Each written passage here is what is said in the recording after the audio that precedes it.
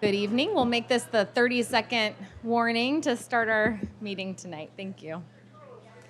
That was mostly a call for the council members to join us on the dais.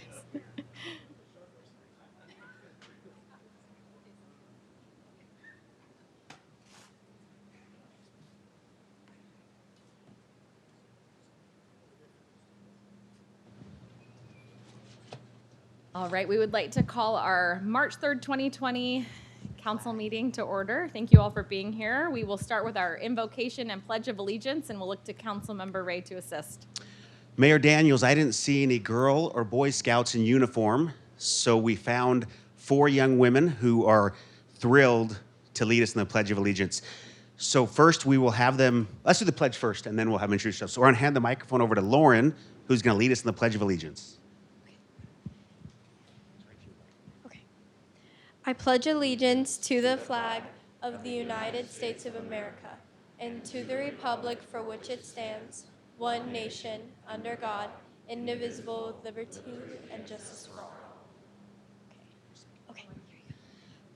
Mayor, I'm gonna have them introduce themselves with their name and what school they go to. Hello, everybody. My name is Lauren Briggs, and I'm a freshman at Campo Verde. My name is Kaylee Hama, and I go to Stapley Junior High. I'm Jaden Hama, and I go to Stapley Junior High. I'm Kennedy Glasgow. I'm a sophomore at Campo Verde High School. We've given each of the ladies, we've given them a copy of the Constitution, as we do with those who lead us in the Pledge of Allegiance, and we say thank you for coming today, and you're welcome to sit back down again. Thank you. Thank you, ladies, and thank you, Councilmember Ray. I didn't see Pastor Tim Thompson here. Did I miss Pastor Tim? I didn't see him, so I actually arranged for a backup, so we will have Elder Schmidt come to the podium and offer our invocation this evening. Thank you for being willing. Longtime Gilbert resident. Grateful that he's here.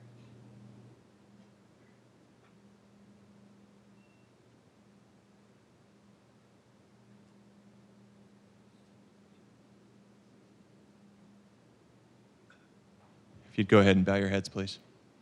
Our eternal Father in heaven, what a joy to gather here this evening. We're grateful for thy kindness, for thy goodness, and recognize the many, many blessings that we enjoy in our lives and give thee thanks for them. We're grateful to be here in Gilbert, Arizona. We're grateful for the leadership provided by our mayor and our town council, and we pray for them, pray for their families, pray that thou would bless them with health and with strength and with wisdom as they provide leadership and guidance in this wonderful community. We pray, given the many changes that will be coming up over the next several months, that thou would inspire them as well and bless those who will be filling various seats, that they can follow and build upon this great foundation that has been laid by the sacrifice and service of so many as we celebrate our centennial this year.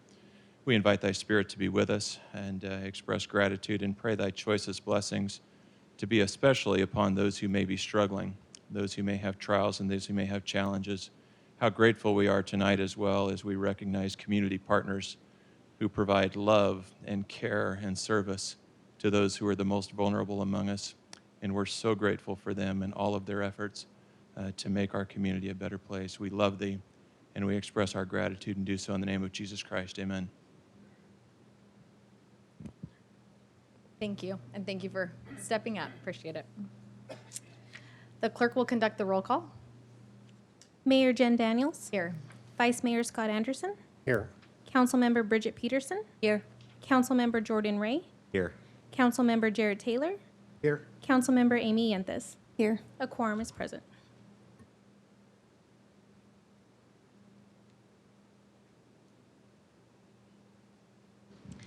As was indicated in our invocation this evening, we do get to celebrate some of our nonprofit leaders and providers who are doing such great things, and especially recognize so many members of our community and our neighbors for contributing to the Light the World campaign. So I'd like to invite Rock Arnett forward, and he will lead the way.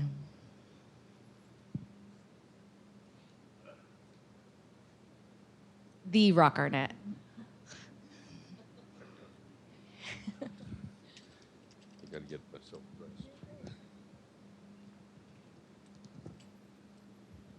Thank you, Mayor Daniels. This is an honor to be here to make these presentations here today. And our thanks go out to all of those that helped at the city of, the town of Gilbert. And you are the largest town in the country, are you not? And the city could not have been more delightful. Just a few facts about the giving machines that are now this has been the second year that they have been at the water tower, and it just seems to grow and grow. But I need to tell you that internationally, there was over $6 million raised with 10 giving machines throughout the world. Salt Lake, Orem, Denver, Las Vegas, here, and London, the Philippines, $6 million. Here in Gilbert, we raised almost $1.1 million.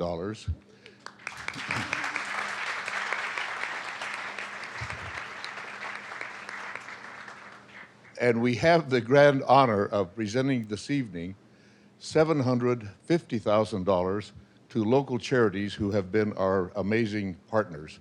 So those checks are going to be given here this evening. We need to tell you that over 37,000 transactions took place in these giving machines. If you could have arranged for less rain, we could have even done more. Next year, no rain. So we are grateful, and we've asked the charities to put together just a brief video that we're going to now show, if you would be kind enough to watch, that shows their thanks and to whom these gifts are going to be given. We just want to tell you how grateful we are for all the support given by people that have supported us going down to participate in the Light the World campaign hosted by the Church of Jesus Christ of Latter-day Saints. Your support has made a great impact on so many programs for our youth. Imagine what it feels like to be a parent who on Christmas Day is unable to afford a toy, a present for your child. Your gift made it possible for those families to celebrate Christmas in just a wonderful way. One of the programs that you support, You Light the World, is our residential program for refugee children. They come here with only the clothing on their backs, and so your support allows us to properly clothe them. And we are so grateful for that support. Hi, my name is Rhonda Carlson, Executive Director for Arizona Disabled Sports. On behalf of our entire organization, I want to express my sincere appreciation for being included in the Gilbert Giving Machines campaign. The generosity of the Church of Jesus Christ of Latter-day Saints and those in our community that chose to support our mission has had a profound impact on our organization. You have recognized the importance of inclusion and the benefits sports and recreation can provide for someone with a disability. You have understood that a medal or a uniform represents connection, accomplishment, and enhanced self-worth for someone that has often been told they weren't capable. And you have seen the value in providing competitive opportunities for those that push past incredible challenges to show their skills as an athlete. For this and many more reasons, we thank you for not only lighting the world, but highlighting the need for inclusion so that anyone with a desire has the opportunity to participate.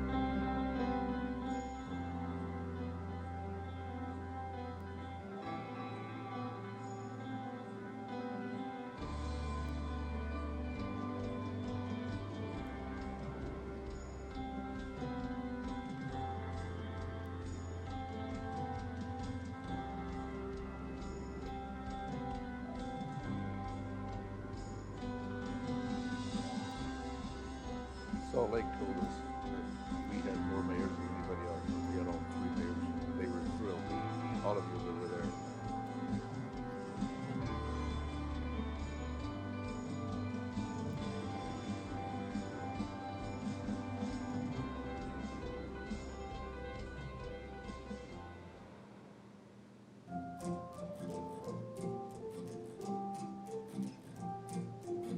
Thank you so much for feeding hungry families.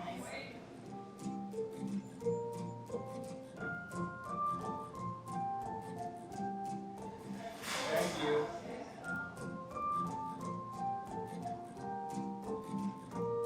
Senator McSally. Thank you.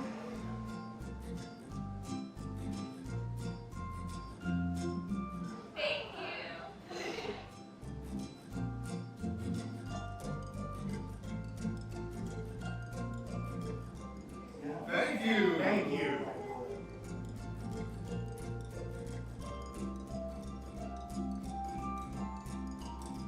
Thank you for donating.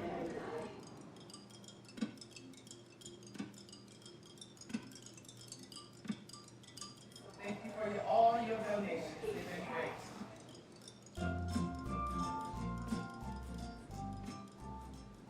Isn't that amazing?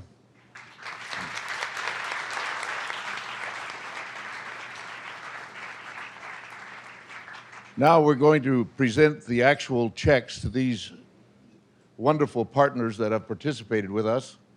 I'd like to invite Elder Schmidt and Elder Dale Willis to join us to be in these pictures, and we're going to have the mayors with us as well. So could we first invite A New Leaf?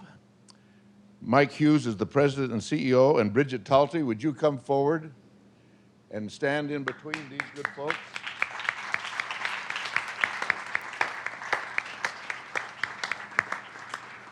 And I'm going to invite the check to be presented to you by Brig Wolf, a young man who went to the, I'm going to get out of the picture. Brig, if you'll present the check to these people. And we chose to have young persons that went to the giving machines and participated, and Brig bought shoes. And we're delighted to have him. And here is a check to A New Leaf for $176,434.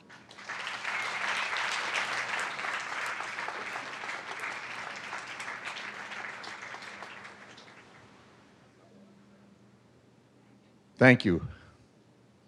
And you can keep the check.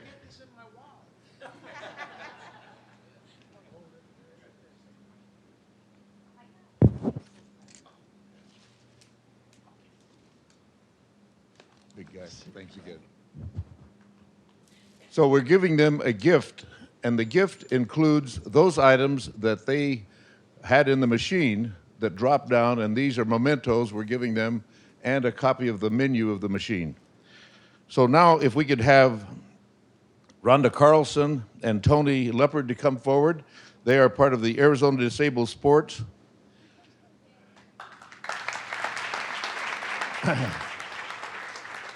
And Jaden Hammer is the granddaughter of Elder Willis, and she's going to present the check for $51,270. And she bought vaccines, and what else was it you purchased?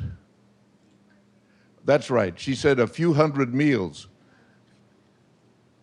$51,270, and you can see this agency is going to benefit greatly. We didn't know much about this agency when we started, but man, have we learned, and they do a lot of good work.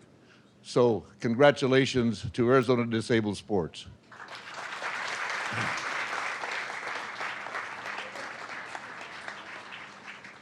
I'd like to invite Catholic Charities to come forward with President and CEO Paul Mulligan and Melissa Gear.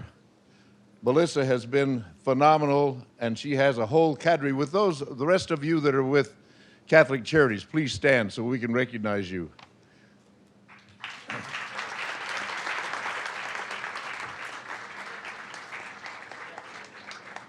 So Kaylee Hammer is going to come forward with the check, and the check, the big check, and the real big check. And this is in the amount of $96,663 to Catholic Charities, and it is a delight to have this agency a part of our group this past year.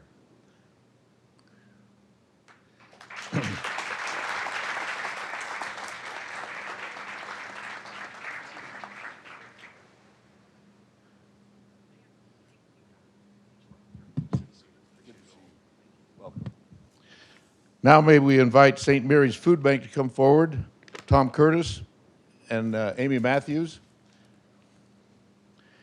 And Lauren Briggs is going to present the check and the check. And Lauren bought a goat. You can see that this is in the amount of $127,366 to St. Mary's Food Bank. Give them a congratulations.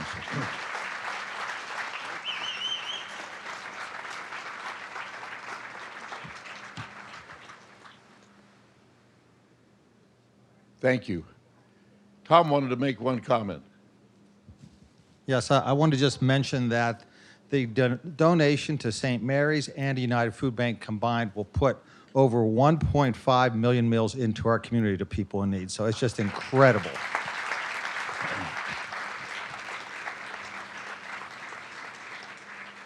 Thank you for the work you do. Now let's invite United Food Bank, Dave Richens, and I don't think Tyson's here. Who's going to join you? Chief Mike Solberg. Your Honor, I didn't do anything. So this is going to be presented by Kennedy Glasgow, and she bought chickens. And to the United Food Bank, a like amount of $126,151 to United Food Bank. We had to negotiate with these two food banks to get them together because they have a written agreement that they don't stand on each other's area, but they have agreed to work together, and this has been nothing but phenomenal for these two agencies to work together. So thank you, United Food Bank.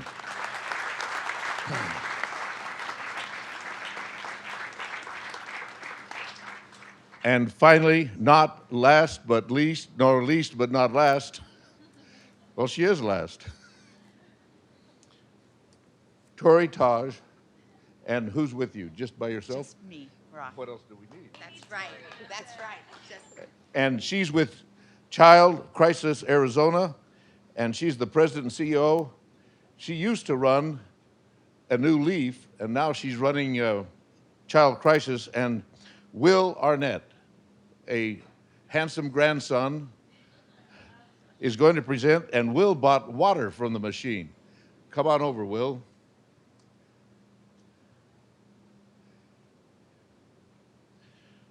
And this is in the amount of $174,412 to Child Crisis Arizona. Congratulations.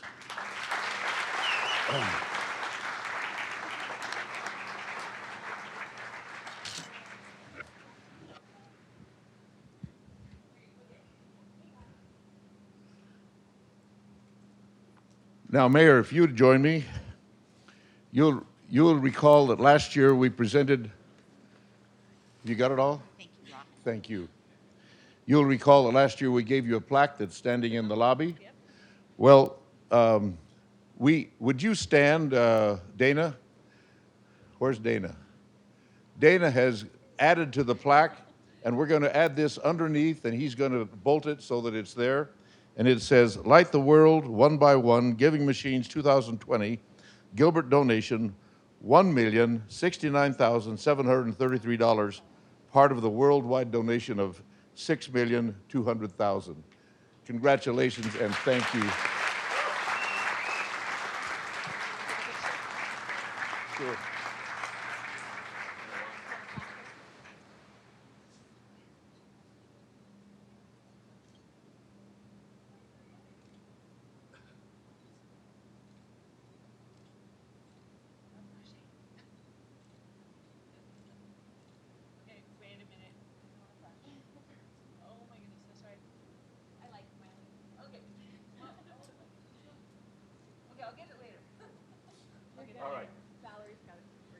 So to finalize this, we're going to ask Elder Willis to make a few comments, and then the mayor can make some final comments. Ladies and gentlemen, it's just been a great honor for Elder John Schmidt and I to be here tonight, along with Rock Arnett. And Mayor, thank you for allowing us to be here, and members of the council. On behalf of the Church of Jesus Christ of Latter-day Saints, this great effort of lighting the world is really throughout our communities. It's not focused on the Church of Jesus Christ of Latter-day Saints. It's focused on each of us reaching out and lifting those that need our help to be lifted. As members of the church, as well as I'm sure each of you, with the faith that you have, follow the two great commandments that Jesus Christ taught during his ministry, to love God and to love our neighbors. And so as we love our neighbors, we make sure that there are no poor among us. And we have witnessed that here tonight with the generosity of each of you and members of this great community of Gilbert and the surrounding communities that have given so much from their heart this year. So thank you. Thank you for your kindness and love. And thank you for the recipients who have received the generous donations that you have given here tonight. And thank you for allowing me just to take a moment.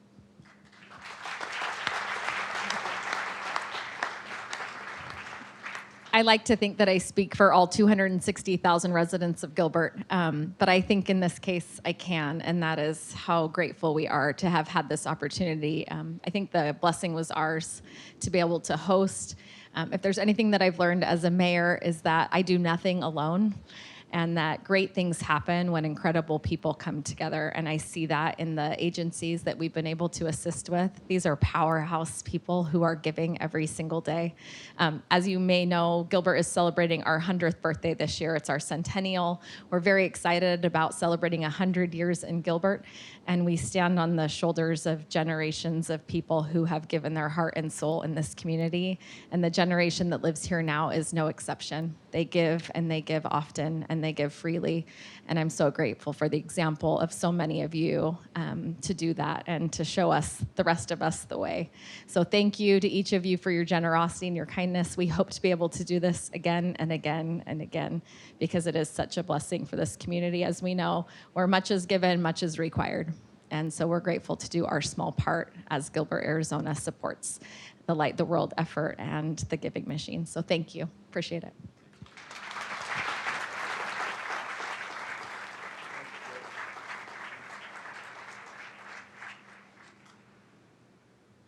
Mayor, you'll just go right into the artwork.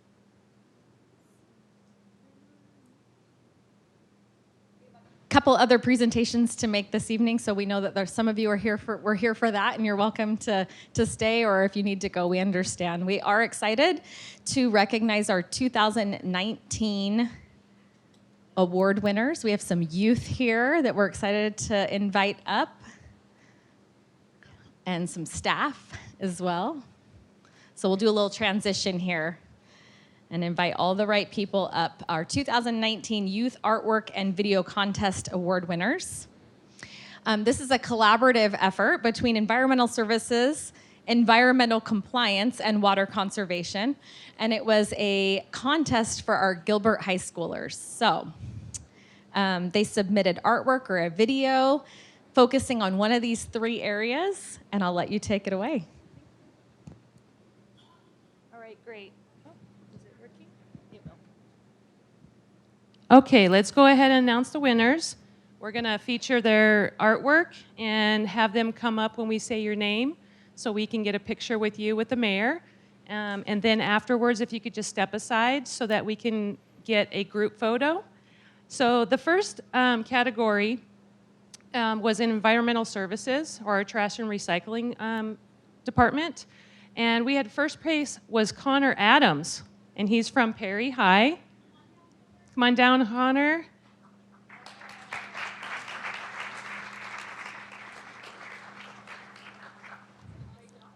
We also featured their artwork on the solid waste truck. So here's a picture of Connor with his truck sign.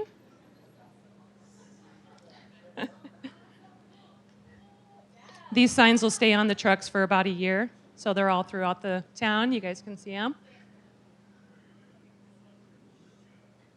Next, second place for reduced waste was Matthew Linzo from Campo Verde. Come on down.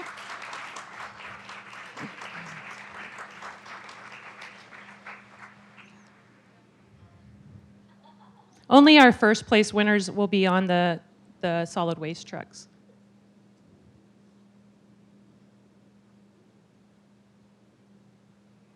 All right, and then third place was Caitlin Dassey from American Leadership Academy.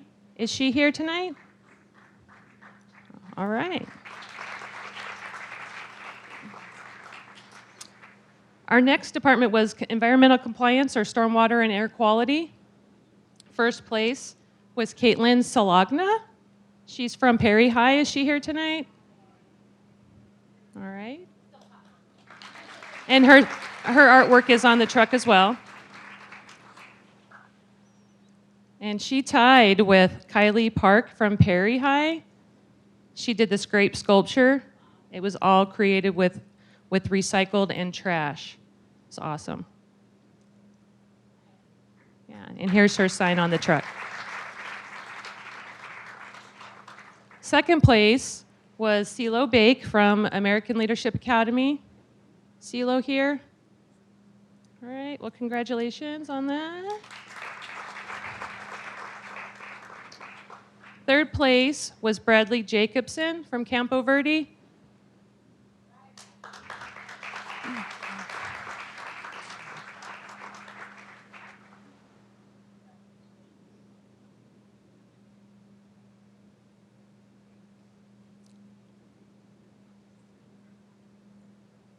And then moving on to water conservation, our first place winner was Jill Seifus from Perry High.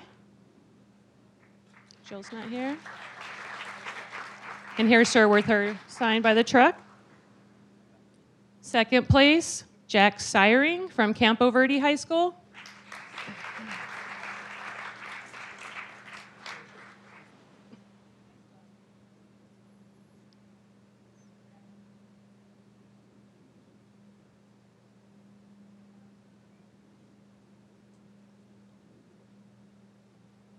Third place was Brooklyn Brayton from Perry High. Is Brooklyn here?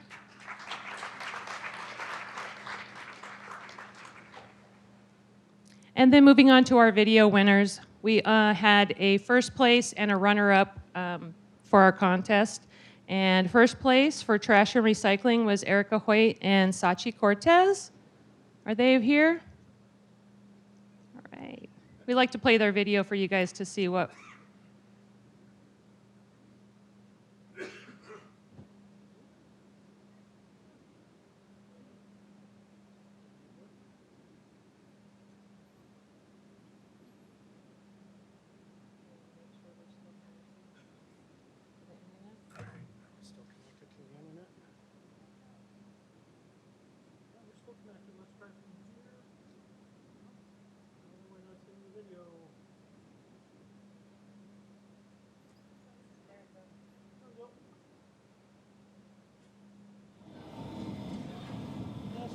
Maximize.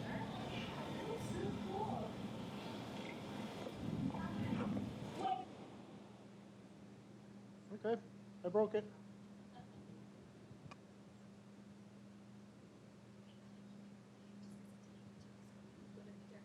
Sure. Erica and Sachi actually talked about where to recycle appropriate things, and that at the end of the video, they actually say how you should spread the word. There's a list of recycling items online. They mentioned that as well, so that's great information to have their video on our website too, so folks can watch that. And then the runner-up was Macy Kirby from American Leadership Academy. Is Macy here? So Macy's video was about recycling and creating crafts or useful things around your house. She made some pin holders for a desk and kind of some bracelets with some old paper. It was a really unique idea. So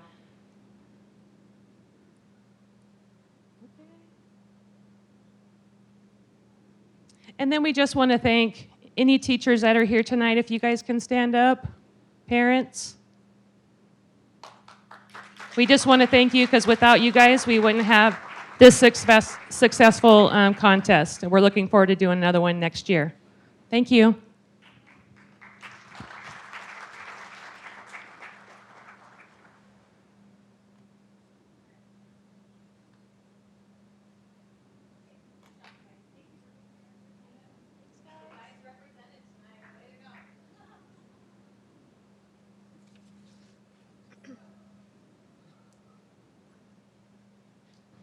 I want to thank our incredible teams in Public Works for extending that opportunity to our youth. Yeah, great job.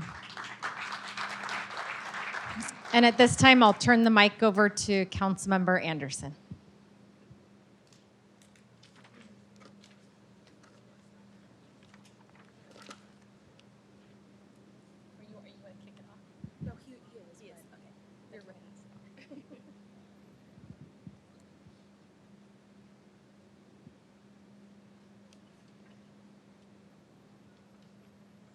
Thank you.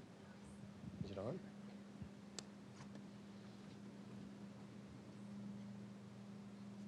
Thank you. We do serious things with water in the Southwest, and water conservation is a topic that's very serious to all of us. And we want to, especially here in Gilbert, be known for our ability to manage water and do it carefully, and we reward those who work with us. And with that, we've created a Water Wise program, which helps us in this effort. We work with homeowners associations, churches, schools, businesses, and even with our own municipal facilities to help all of us use water more wisely and still maintain a thriving community where we enjoy our lush landscaping.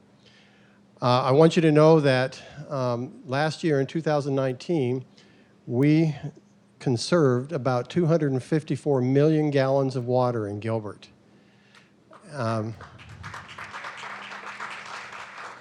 It was quite an effort.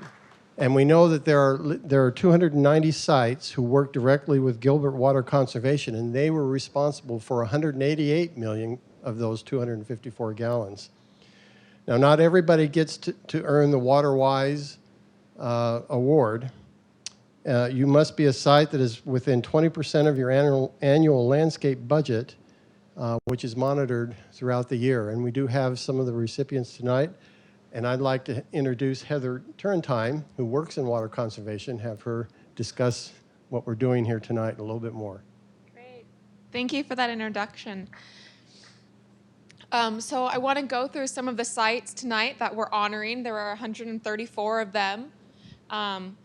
We'll start off with those that have been WaterWise Gilbert for 5 years running and then go down. These distinctions are really amazing, and it's even more incredible to think some of these sites have been doing this continuously for 5 years now, which is the length that we've had the program for. So with 5 years in a row, we've got Bella Vista. And if a representative from one of these sites is here tonight, please go ahead and come on down, and then we'll take one big group photo at the end. Devon, Silverhawk, Silverstone Ranch, Val Vista Place. Now our sites that have 4 years running in the WaterWise Gilbert program are Carriage Lane 10, Evans Ranch, Morrison Ranch, Lakeview Trails North, Santan Ranch, Vista Escondida.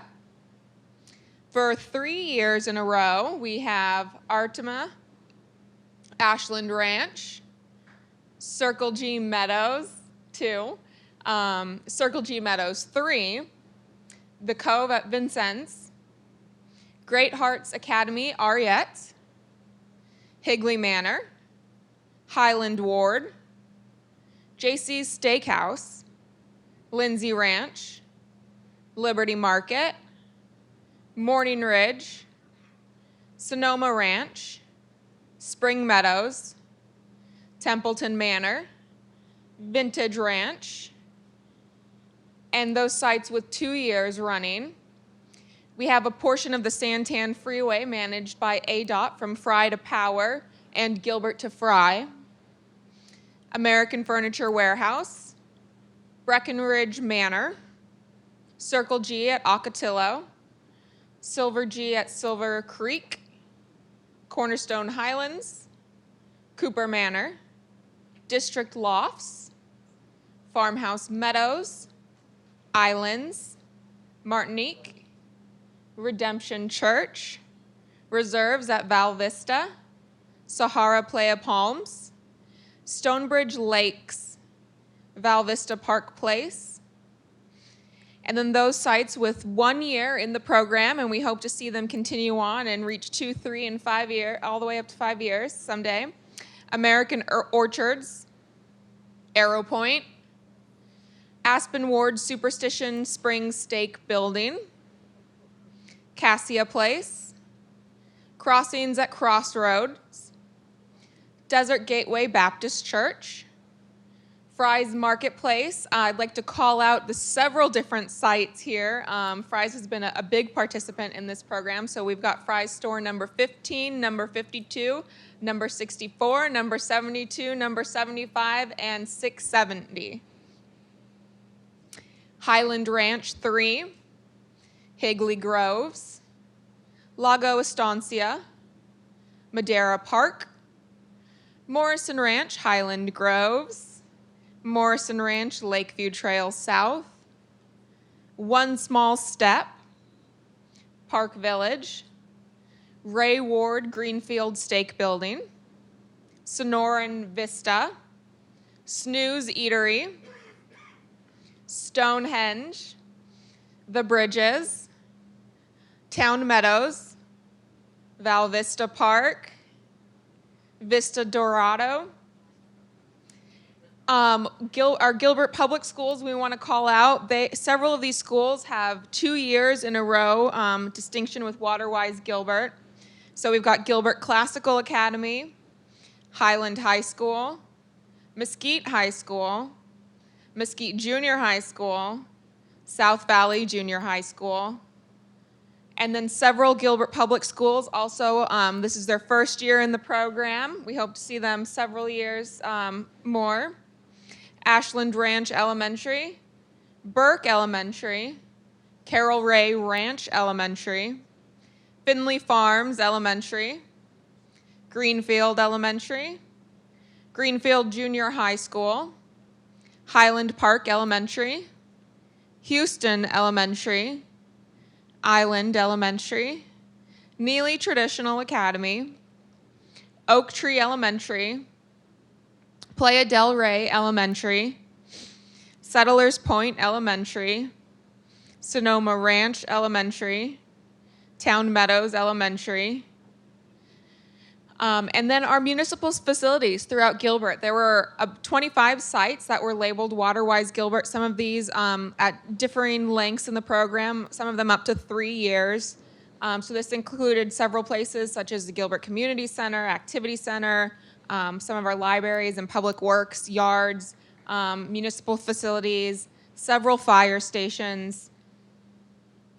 And our district parks, we want to also call them out as well.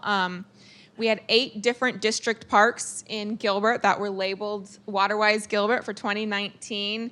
And then another 10 parks in Gilbert that are a little bit smaller parks. We call them our neighborhood parks, but their efforts are no smaller. So we just want to say congratulations to all of you guys who were labeled WaterWise Gilbert. Can we get a big round of applause?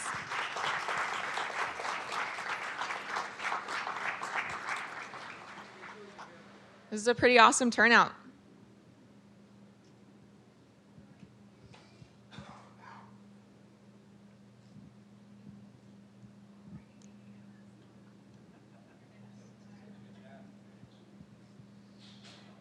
For those of you that don't have your signs, you can contact me. We've got these signs to put in your communities or at your sites to let all your residents and your visitors and your businesses know that the Water Conservation Office has recognized you as being a leader and a really great participant and a great partner in our water conservation efforts. So we do have 2 full-size signs that are in these nice frames over here that if somebody wants to take 2 of them tonight, we can. If not, come get a card from me, email me, we'll set up an appointment, and I'll bring it to you. Thank you all for your efforts.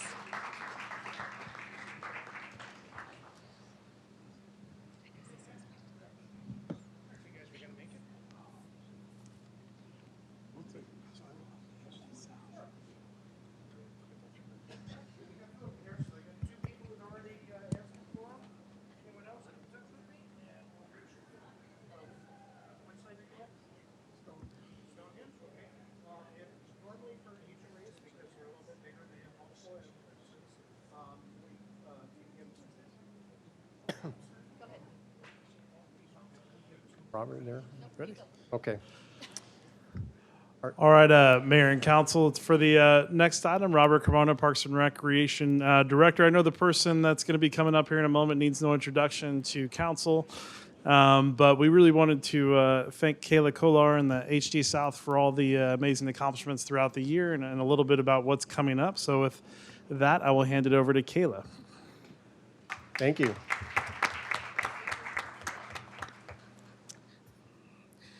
Thank you, Robert. Mayor Daniels and council members, thank you for this opportunity to speak to you and highlight the accomplishments of HD South this past year.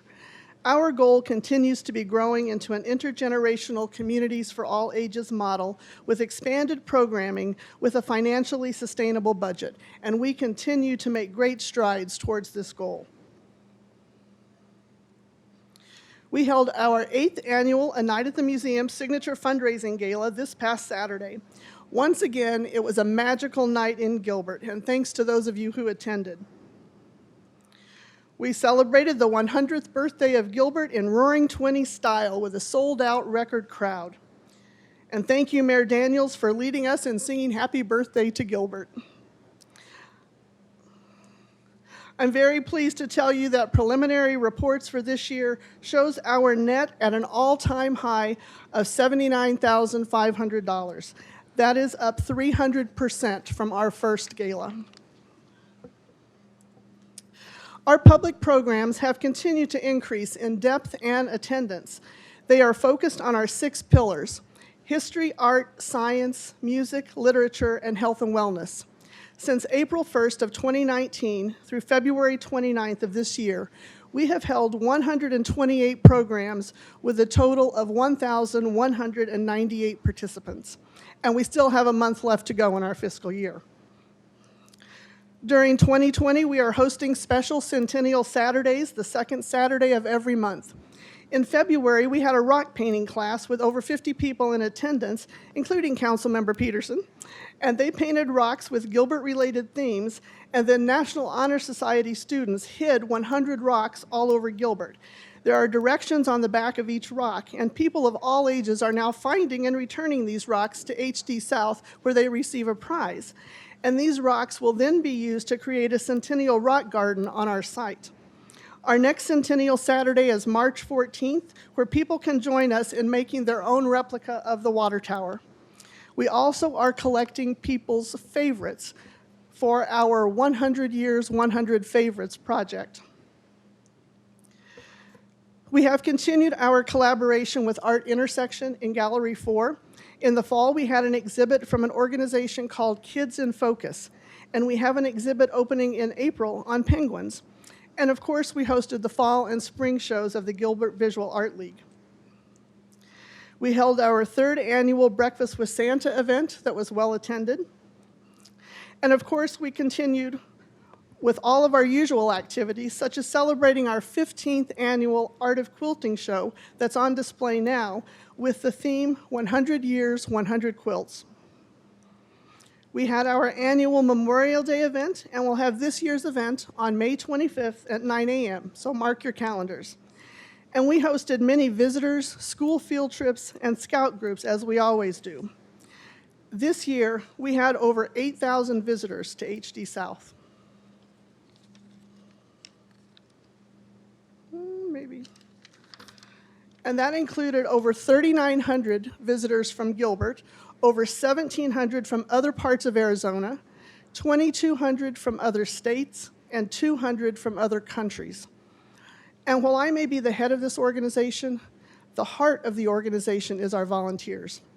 They quilt, they serve at the front desk, they help with programs and special events, they serve on professional committees, they help manage the collection of artifacts, photographs, and archives. They clean the museum, and they literally do everything it takes to keep our facility and our activities going to make the biggest impact in the community. They gave over 12,000 hours to us this past year. We could do nothing without our volunteers. In addition to celebrating the centennial of Gilbert, one highlight of our Night at the Museum Gala was launching the community phase of our Building Communities for All Ages capital campaign. Our goal is to raise $2 million, and we are almost to $1.4 million in cash and cash pledges. Well, my papers are all sticking together. And that is what has been received to date. As you know, this will be used to renovate and preserve the existing museum building, construct a new 6,000 square foot ADA accessible building for expanded programs, exhibits, and rental space opportunities, and renovate the courtyard for programs, events, and rental space.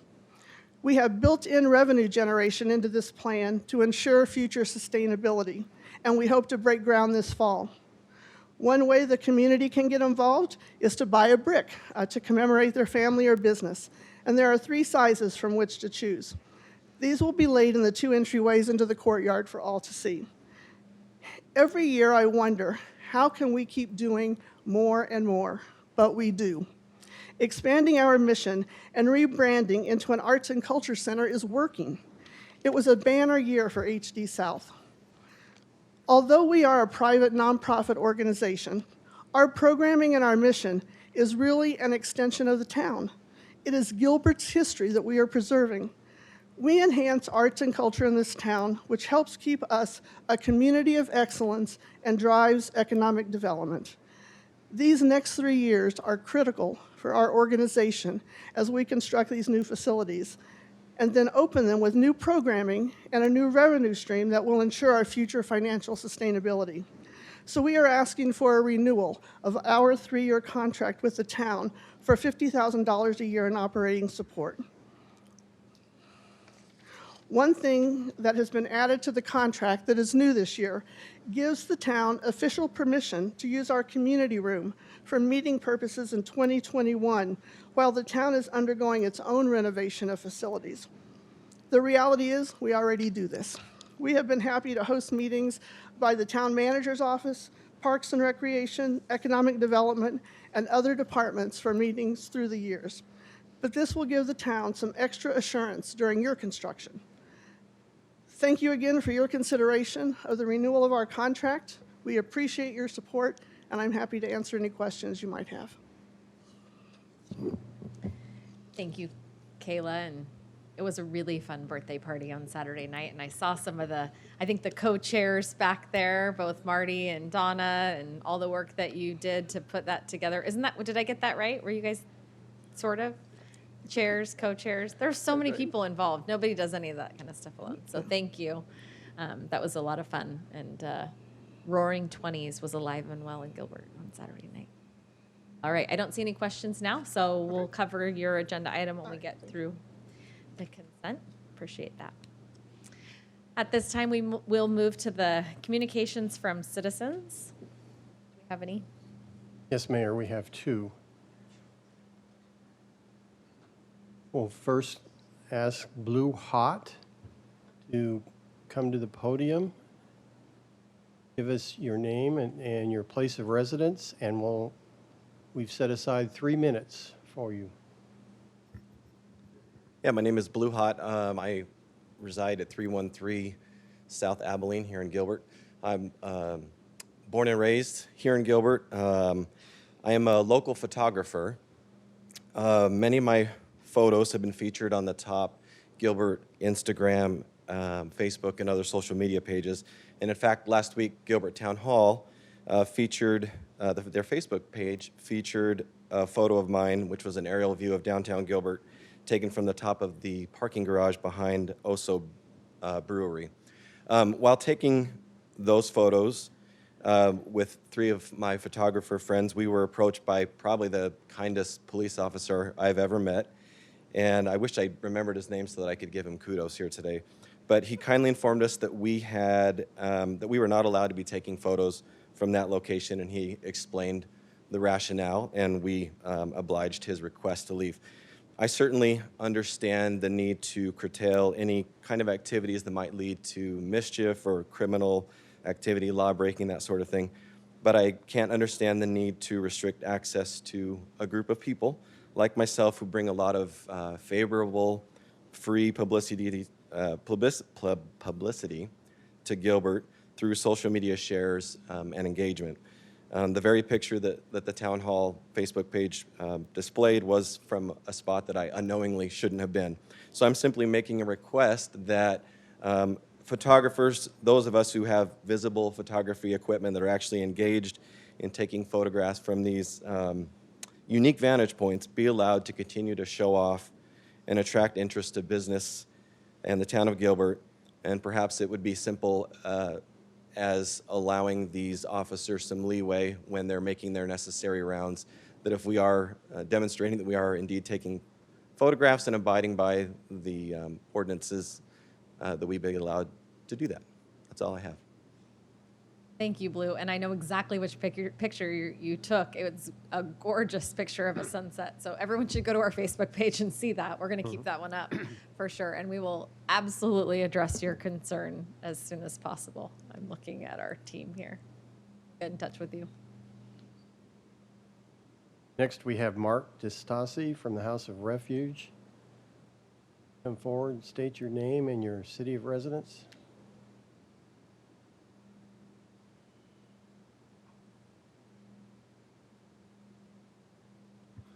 Mark DeStasi, 3633 East Perkinsville, Director of Donor Relations with House of Refuge, Mayor Daniels, members of Town Council. I'm here to say thank you very, very much for your continued support of House of Refuge over the years, and you've made a tremendous impact on our residents and their success, of which we have approximately 85% of our residents at House of Refuge who transition into safe, sustainable housing in the area.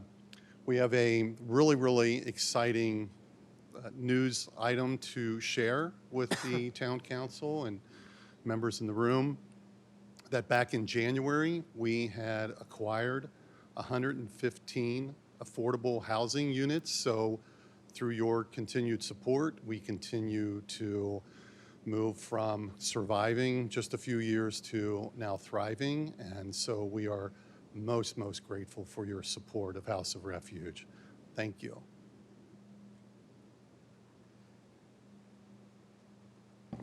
Thank you. That moves us to our consent agenda. Are there any items to be pulled this evening? Yes, Mayor. Items 7 and 8 requested to be pulled.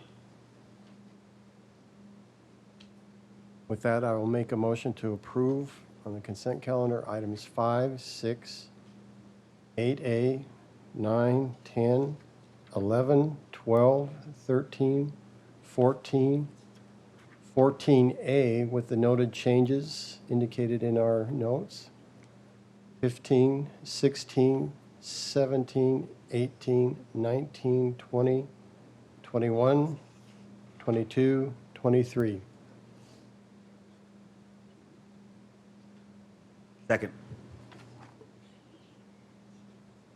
So if I'm correct, we are just pulling agenda items 7 and 8 this evening? Is that correct? Correct. There's been a motion and a second. Please vote. That motion carries with a 6-0 vote. Thank you. That moves us to agenda item 7. Councilmember Taylor. Mayor, this item for the public here is about a contract to update the parking plan in the downtown. And we did this a couple of years ago. Spent quite a bit of money on that. I'd really like to save the money and just see if we can update the existing plan. I think there was a lot of good work that was done there. And with some additional tweaks, we knew some of those questions at the time that we had the original one, and not quite sure why we didn't get it in the original plan, but anyways, I think that we have a better use of our money here by just updating this with current staff, because I don't think the questions in play are really that difficult to analyze with internal staff. So a couple of thoughts there, Mayor. Thank you for the time. Thank you, Councilmember Taylor. Is it Dan or Amanda who's in this one? Is it an option for Mayor. us at this time to update versus do a whole new study? Yeah, Mayor, members of the council, if I could ask Town Engineer David Fabiano to come up, he'd be in a position to answer questions.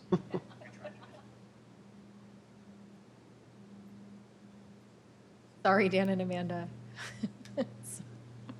Good evening, Madam Mayor, members of the council. Councilmember Taylor, to your question specifically about updating of this plan, the parking in the Heritage District is an ever-changing environment, and it's one that's very difficult to stay abreast of. As that environment continues to change, going back and looking at all the underlying assumptions, and then what the improvements that have been made down there by both the town and by the private development that has happened, it's continuing to change. That's why the ask had been to go back and look at those fundamentals and go back to the beginning and make sure that the plan is complete from top to bottom, given that it's a new environment today than it was when it was initially put together. Thank you. While you're here, I just would like to relay some of the concerns that I've had from residents, and hopefully those can be addressed as we go through this process. Namely, it is the safe areas for car sharing and or the Uber Lyft drivers to be able to pick up and drop off. We've talked about it multiple times, but I haven't seen a ton of movement in the area. It seems like one of those things we'd want to get done sooner rather than later, specifically because we still continue to see drivers dropping off on Gilbert Road, which is an incredibly dangerous situation. And so I'll just put that in as continued on the minds of both myself and I'm sure our residents as well. Thank you, Madam Mayor, and we share your same concerns. I've witnessed those same events myself. There is plans in the works, and there's more that is going to be a part of this, that's updated study to look at all that drop-off and pickup locations. I just don't want us to study it to death without getting Thank to the you. solution. So movement maybe sooner rather than later, even if we do temporary. You probably already are, and I haven't had an update for a little while. So, Patrick. Mayor, members of the council, quick update on that. We actually have a CIP project budgeted for next year for those drop-off pickup locations. Thank you. Thank Thanks. you. Team effort. All right. With that, is there a motion on agenda item 7? Move to approve. Second. Please vote. That motion carries with a 4-2 vote. Thank you. That moves us to agenda item 8. Councilmember Yantes? Yes, thank you, Mayor, for giving me just a minute to talk about this agenda item. I just wanted to have an opportunity to vote on this item separately. I know at the beginning of this meeting, we really had kind of a neat experience being able to celebrate some of the private giving efforts that we see in our community, and amazed and filled with awe at how generous our community is. That being said, just philosophically, this has nothing to do with this particular nonprofit. I completely respect and the work that the team, the leadership, and the volunteers contribute to the mission of the museum, and appreciate that. And I know how hard it is, and I know that they've done and made wonderful strides over the years to create programs and funding streams that have really supported their important mission in the community.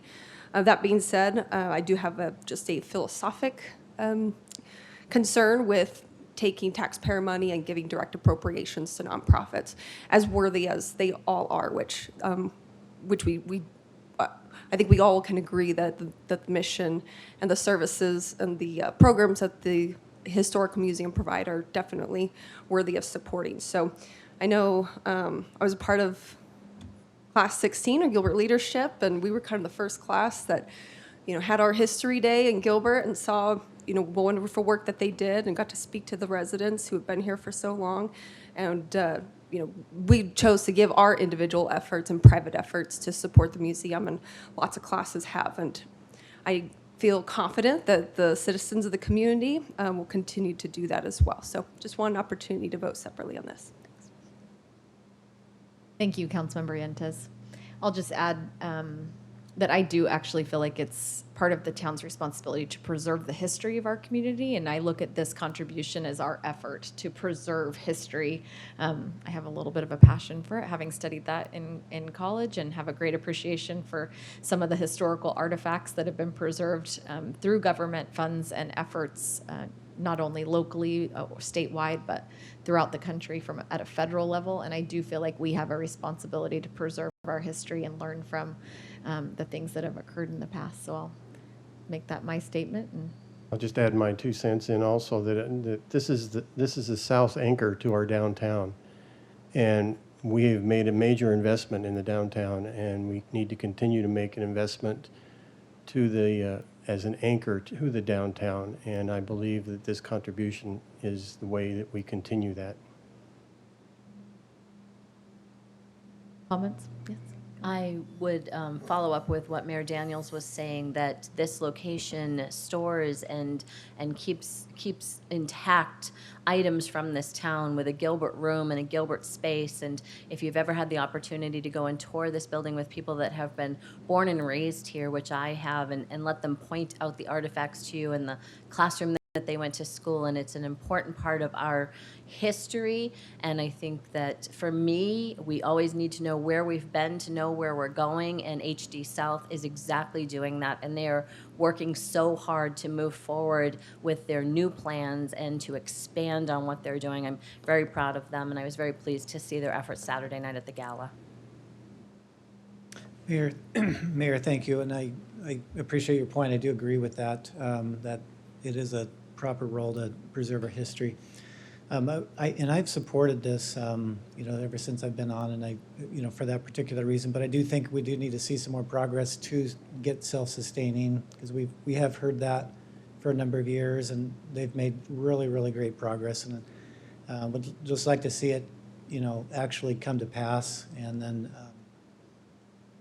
I think they'll see the benefits of that as well, because really, when they're on their own 2 feet, they actually cross a threshold where they'll be able to move even further, even faster, with much more momentum. So that's a good thing, and I love the progress that they're making. I will support it tonight, but would definitely like to see more progress, on the self-sustaining goals, which I appreciate that they have and is a forefront goal. Thank you, Mayor. Thank you, Councilmember Taylor. All right, with that, we will entertain a motion. Or did you want to say something, Councilmember Ray? I didn't want to overlook you. Or you can just make a motion. I'm going to tell a quick story. Do you have any props? No, Okay. Eddie Cook is gone. We don't have seats or guns or anything else. No, it's my grandfather was born here 95 years ago. My father was born 75 years ago, and I've told this story, but I took him to the museum a few years ago, and we were walking through it, and he said, "This place is terrible. I don't like it." And I was like, "Dad, what are you talking about?" He said, "I remember everything in here." And that was his joke of his age. But I moved to approve this. I appreciate the museum. I appreciate their efforts. And I look forward to another 100 years of that old, amazing building. Mayor, I move to approve this item. We need a second. Second. Please vote. That motion carries with a 5-1 vote. Thank you. That completes our consent agenda, I believe, and moves us to our public hearing items. Are there any items that we wish to pull for public hearing, either from council comment or comments from the public? Mayor, I had one request to speak card on item 26. Any others? Mayor, are you going to have a conversation on 31 already? Only if it's requested either by the public or the council. Please. Thank you. Yes, 31 has some comment cards too. Vice Mayor. All right, I will open the public hearing on agenda items 24, 25, 27, 28, 29, 30, and close the public hearing on those agenda items and entertain a motion. Move to approve. Second. Please vote. That motion carries with a 6-0 vote. Thank you. That moves us to agenda item 26. I will open the public hearing on that agenda item, and we will request our speaker. Thank you, Mayor. I received a request to speak card from Robbie Sensabaugh. He's actually checked he's for the item, but did not wish to speak. All right, we have read that into the record. I will close the public hearing on that agenda item 26 and entertain a motion. Move to approve. Can I get a second? Second. Thank you. That second was from Councilmember Yentes. Please vote. That motion carries with a 6-0 vote. Thank you. That does take us to agenda item 31. I will open the public hearing on agenda item 31. This has been a difficult issue for not just us, but the entire region of Arizona, of the Valley. And I see awesome representatives that we have here from Valley Metro. Thank you for being here, and also residents who would like to have their voice be heard on this item as well. So, Kyle, the Development Services Director. I'm just drawing this out for you, Kyle. You're welcome. Thank you.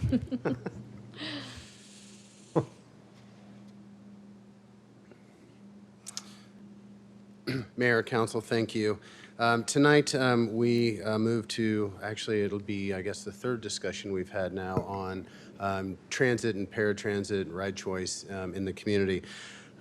If you'll remember, back in February 2019, staff presented an overview of the transit services that are currently offered in the town of Gilbert. These services include fixed route bus, paratransit, and ride choice services. The focus of that presentation was to summarize the current ridership trends and associated costs related to offering paratransit and ride choice services at that time. At the conclusion of staff's presentation, council directed staff to do some further analysis on the trends in ridership and then come back later that summer with some additional information. So at the September 19th council meeting, staff presented more of a detailed analysis after working closely with our partners at Valley Metro. And we discussed a proposed step that would bring some stability to the paratransit service system. The analysis concluded that the town is among one of the very few jurisdictions that provides paratransit community-wide, and that the ongoing cost of that service could be unsustainable given the growth and the ongoing costs that are associated with it. At the conclusion of that presentation, council directed staff to proceed forward with exploring an amended paratransit service area. That paratransit service area would then reflect the federally mandated area, which is 3/4 of a mile of any fixed route bus system in the community. Before I go on, I do want to pause. I feel bad I didn't introduce our Valley Metro partners that are here in the front row. We've got Carol, Tom, Wyatt, Guillermo, and Brittany. They've been very instrumental in getting us to this point. They're the ones that helped us hold all of the public outreach meetings and the public hearing. They are willing to answer any questions you may have tonight, and hopefully we can move forward. Just a quick overview of the difference between the paratransit system and ride choice. The paratransit is the federally mandated accessible transit service that's available to those who cannot independently use the conventional bus service or the light rail due to some sort of disability or disabling health concern or condition. There is a ADA certified there is an ADA certification process that folks go through down at Valley Metro in order to meet that ADA definition. Ride Choice is the non-mandated accessible transit service that's offered to riders who are certified under the paratransit program. This gives riders access to a large network of providers such as Lyft and some other providers, which I will show in just one second. Again, you can see on the screen some of the differences between the paratransit and ride choice services. One of the questions that has come up a few times is who are the ride choice providers? Obviously, Lyft is one of the ride choice providers, and then Valley Metro has been kind enough to provide us with a list of 13 others that provide that type of service for the community. The current paratransit service area in the town of Gilbert is the entire town. There are 1,048 ADA certified residents within the town of Gilbert. And of that 1,048 certified residents, there are 383 active paratransit riders. Active is defined as somebody that has utilized the system in the last year. The change in the paratransit area would affect 191 ADA certified residents, and of these, 136 are active riders. I do want to make the comment, and you'll hear me say it probably several times, the change in the paratransit service area does not leave no options to those that are currently in the paratransit area. So the ride choice system, which we just saw the slide on, is still and would still be town-wide. So ride choice would still cover the entire town. The paratransit system only would be, that area would be the 3/4 of a mile. We talk a little bit about the 3/4 of a mile of the bus systems, bus routes in order to define that ADA mandated area. On the slide above, you can see where the bus stops are, or the bus lines are within the town, and that's what begins to frame the area. So if approved, this is what the ADA certified area would look like. It is approximately 66% of the area would be within the mandated area, and 34% of the town would be in the non-mandated area. Again, this does not impact ride choice at all. Ride choice would still be able to be utilized throughout the entire community.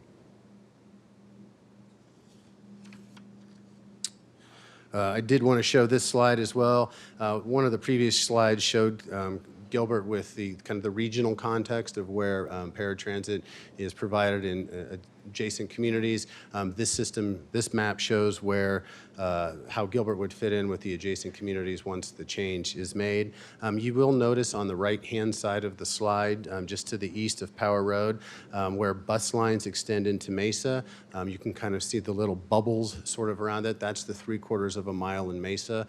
Mesa recently went through this same discussion and changed to their paratransit area. That's why you don't see all of Mesa as a paratransit area. They used to be. They're no longer that way. The city of Chandler is beginning these discussions. They have not moved forward with any direction at this point in time, but I know they are having some of those discussions. And recently, Maricopa County had the same discussions when it related to some of the county islands and other areas within the county. One of the items, a lot of the discussion that we had previously in February and again in September were the costs. I wanted to show you the slide here that shows the total paratransit costs per trip in Gilbert. As you can see, they've steadily increased over time. A lot of that is due to fuel costs, contract costs, labor costs. There are different things that drive costs up over time. And then you can see the number of paratransit trips in Gilbert. The graph does seem to show a little bit of a decrease, but that's all within about 8,000 trips of each other. Here are the paratransit costs in Gilbert as well.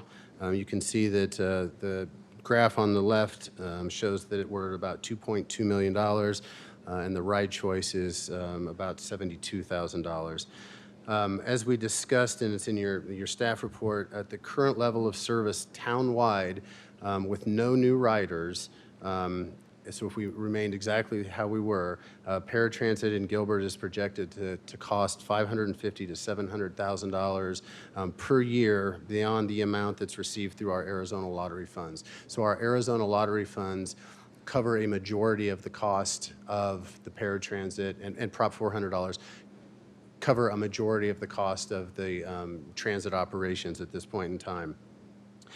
This is the first fiscal year where we start to run into a shortfall with the dollars that have been allocated to us through Valley Metro, paying for that transit in the paratransit. The cost this fiscal year to the town of Gilbert will be almost $375,000. I say almost $375,000 because these are trips that are taken over time and projections. So that number could go up some, that number could go down some, but we've budgeted about $375,000 this year in order to cover that shortfall. As I mentioned, we did have several different public outreach events, three open houses, and then an open house and a public hearing as well. In November 2019, letters were mailed from the town to all ADA certified riders, introducing the potential change and letting them know of the upcoming meeting so that we could get some feedback and we could introduce the item and have that discussion. As I mentioned, 3 community outreach meetings and 1 open house public hearing were held throughout throughout Gilbert. Flyers were distributed to riders on on paratransit, and there were robocalls done by Valley Metro as well in January in order to let riders know of the upcoming meetings and potential changes. We had a lot of good conversations at the different meetings. We had about an average of 15 people per meeting over the different meetings, and I believe we had about 76 different comments that we received either through the meetings or through online, the online forum, phone calls, emails, that sort of thing. So we actively did try to reach folks and get comments, knowing we needed to come back to council and have a discussion. You will see in some of the comments that residents and riders did wish that the town of Gilbert would continue to fund paratransit at its existing level of service throughout the entire town. And when discussions came about the costs of the paratransit in long term, several of the riders did ask if the town could or has thought about implementing any sort of transportation tax that would help fund transportation improvements and transit improvements over time.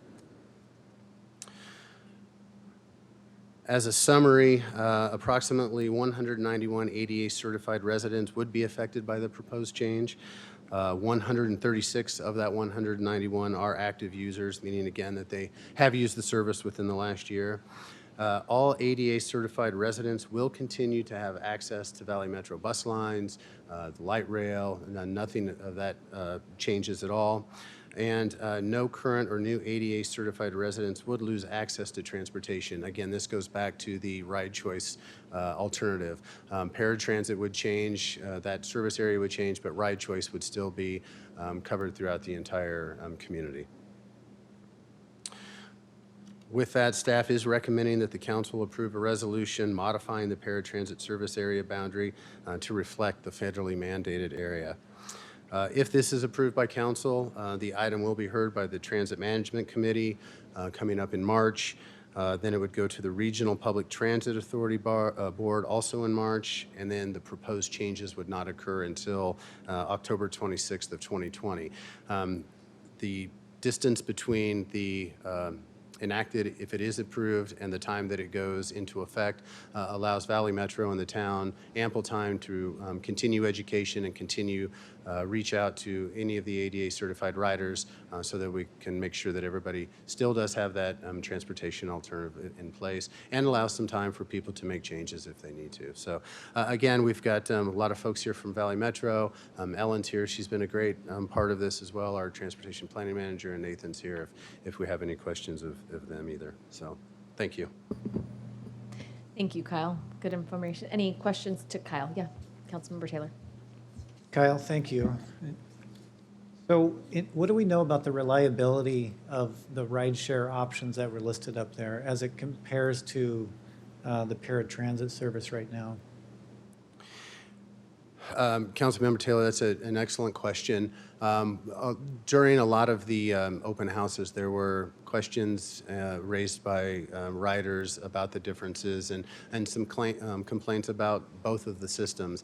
I do know that with the paratransit process, folks do need to make an appointment a day before in order to have a ride choice, a paratransit van show up for the ride. With Ride Choice, it is 24/7, and you're able to make a call and have somebody arrive at that point in time.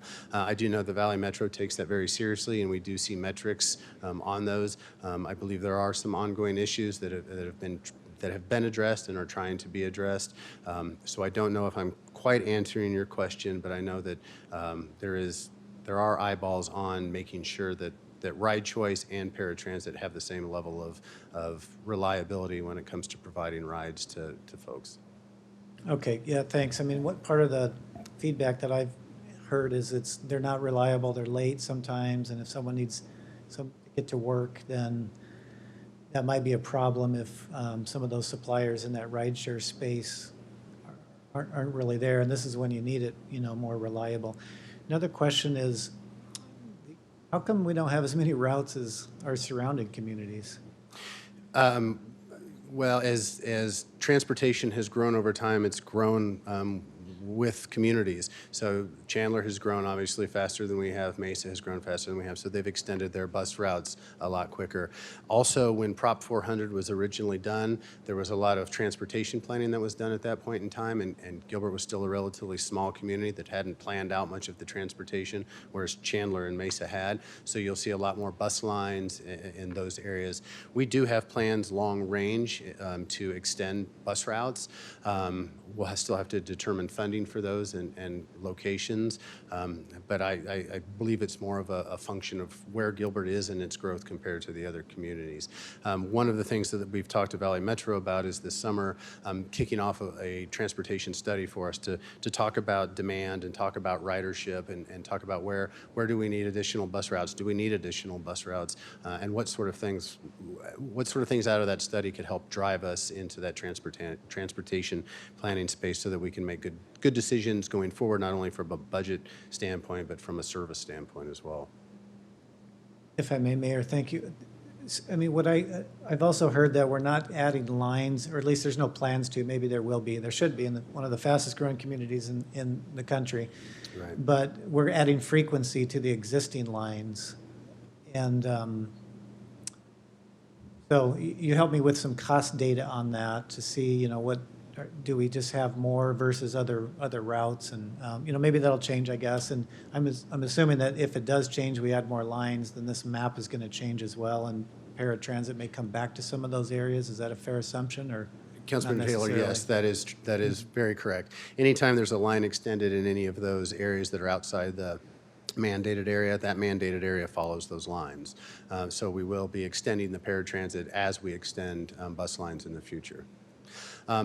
Some of the things going on with this study too is we talked about frequency or headway with the buses and transit.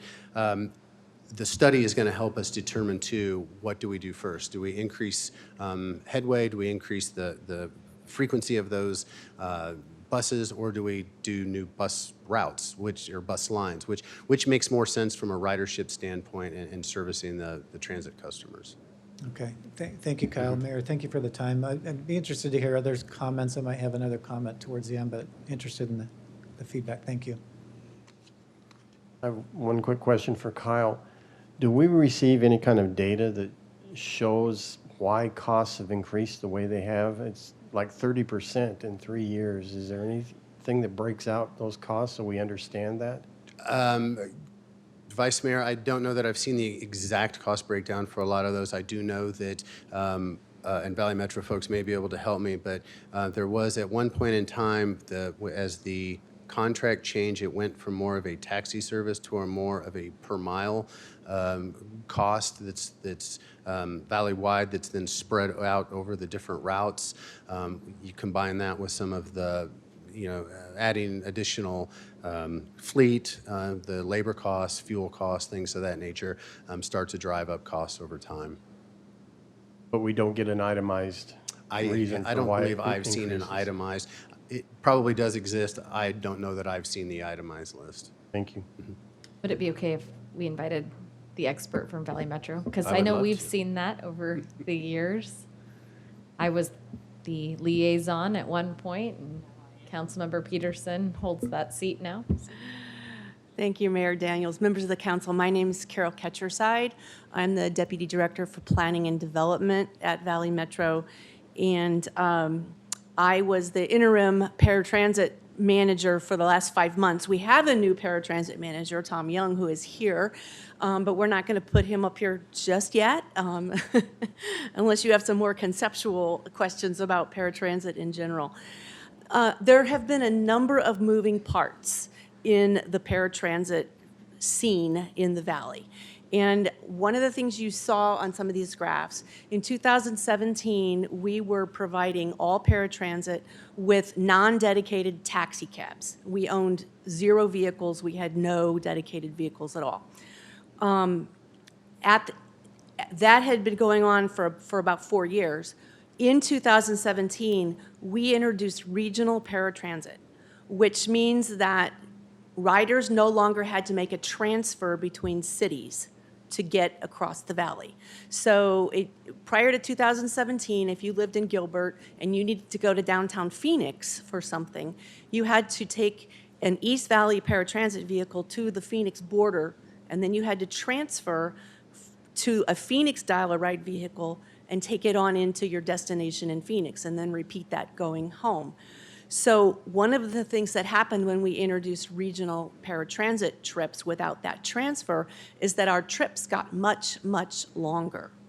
And so I believe, we have, of course, we have inflation. We're dealing right now with labor shortages and driver wages and fuel prices and all those things. But I think the biggest driver of what you're seeing there is the trip distance. The average trip distance went up significantly when we took away that transfer. But you have to remember, too, that what was 2 trips is now 1 trip. So the cost per trip is going to go up, but there's not 2 trips. You, however, never saw that second trip because that second trip took place in another city. So I hope that makes sense. Does that kind of explain it? So are you saying we're paying for trips in other cities then? All of the cities and towns in the valley have made the choice to pay for paratransit based on the location of residence of the rider. So you are paying the full cost for Gilbert residents to travel wherever they are wanting to travel on paratransit that's within a paratransit service area.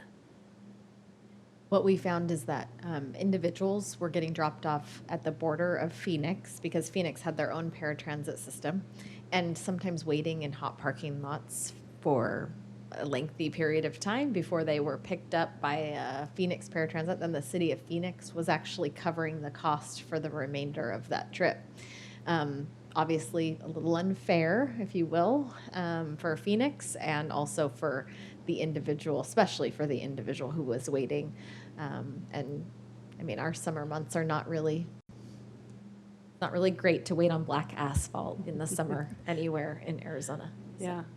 And if I may, Mayor Daniels, Councilman Anderson, likewise, if a under that old scenario, if a Phoenix resident came into Gilbert, then you were paying for that Phoenix resident to go back. And so now Phoenix is paying the full cost of the Phoenix resident to travel both ways.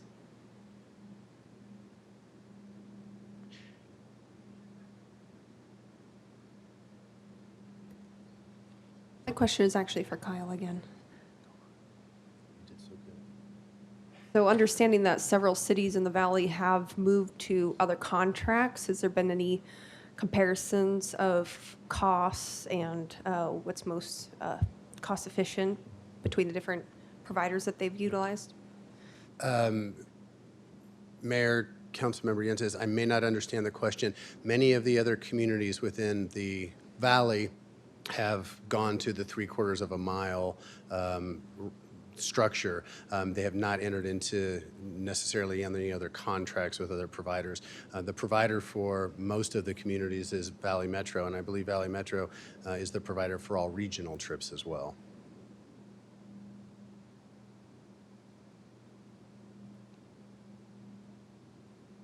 All right, I think that completes council questions, so we will move to hear from our citizens. I understand we have 6 individuals who wish to speak, and give each of them 3 minutes, and we have a timer to assist. You, Mayor, and we'll start with Virginia Morrison. Virginia, if you come down, state your name, city of residence, and we'll set the clock for 3 minutes. Following Virginia, Jeffrey Williams will you be next. Okay. Thank you, Mayor Daniels and council members, for the ability to speak here. My name is Virginia Morrison, and I have lived at 932 East Stanford Avenue in Gilbert for the last 33 years.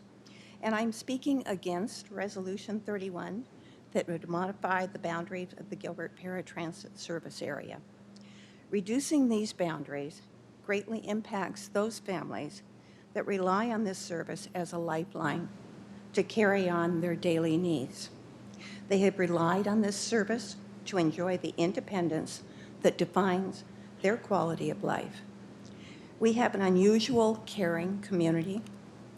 The community has shown its caring as a willingness to help those most vulnerable, as exemplified by our successful neighbor-to-neighbor program, helping with utilities. And as we've seen tonight, our community's generosity has also shown as we've seen tonight, by the $1.1 million that the Gilbert community has raised for the Light the World campaign. So we have quite an unusual community and one that is giving. I am asking for a no vote tonight to allow our community time to find a solution to assist with funding this transportation need.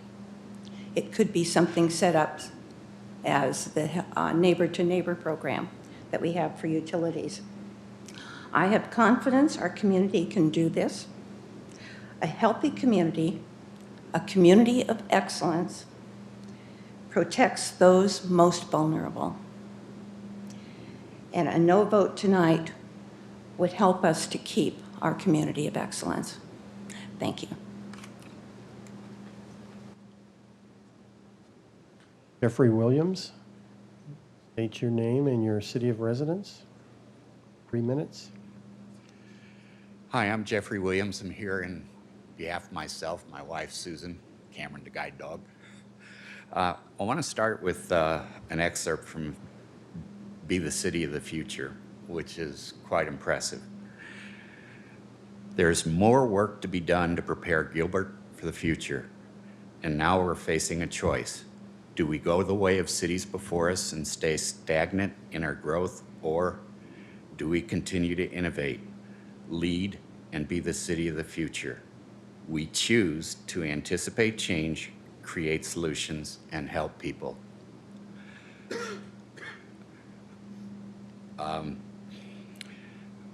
We feel that approval of this issue would be opposed to that vision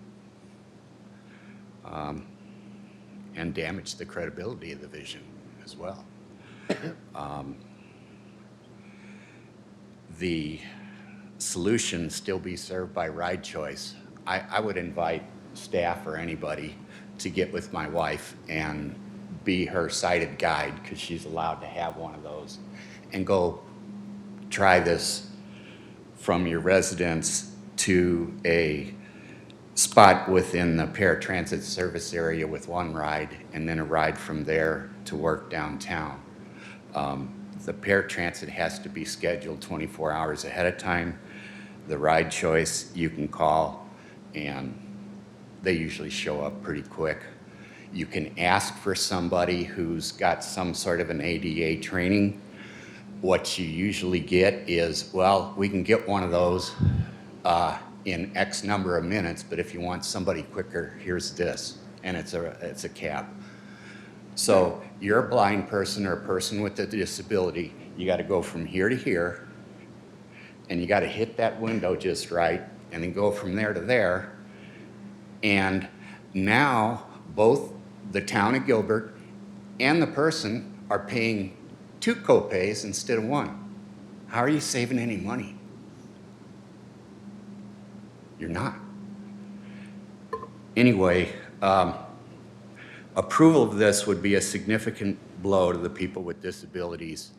Cost growth, the state of Arizona is putting more and more money and more people through the VOC rehab programs, sending people to school,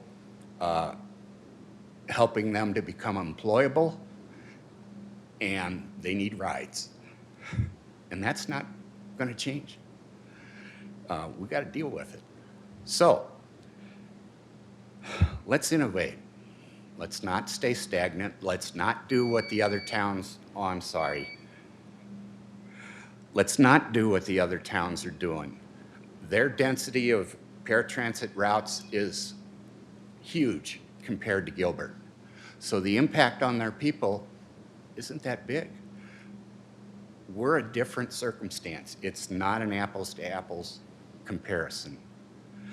And let's go innovate. I've had the pleasure of meeting your staff and working with them.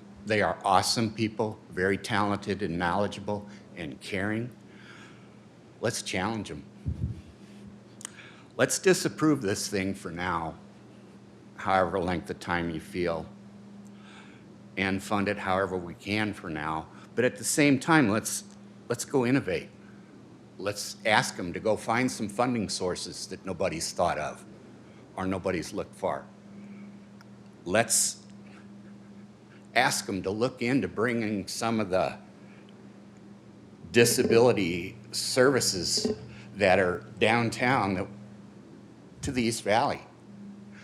So we bring the service to the people instead of sending the people to the service.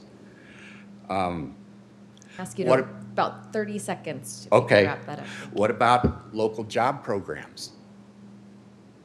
So again, they don't have to travel so far to find employment. Anyway, we feel like just maybe Gilbert has been brought to these circumstances at this point in time to lead the valley into the future of transportation for people with disabilities. Thank you, Mayor Daniels and council members, and thank you, staff in Valley Metro.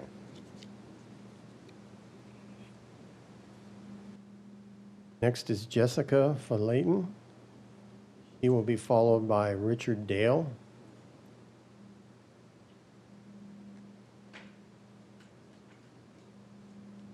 Jessica, if you give us your name and city of residence, and you have 3 minutes. Hello, my name is Jessica Falayton. I do live in Gilbert, South Gilbert, unfortunately the area that's being affected. And I'm a foster parent for adults with disabilities. So I'm here speaking on behalf of quite a few people, including their friends that will be affected.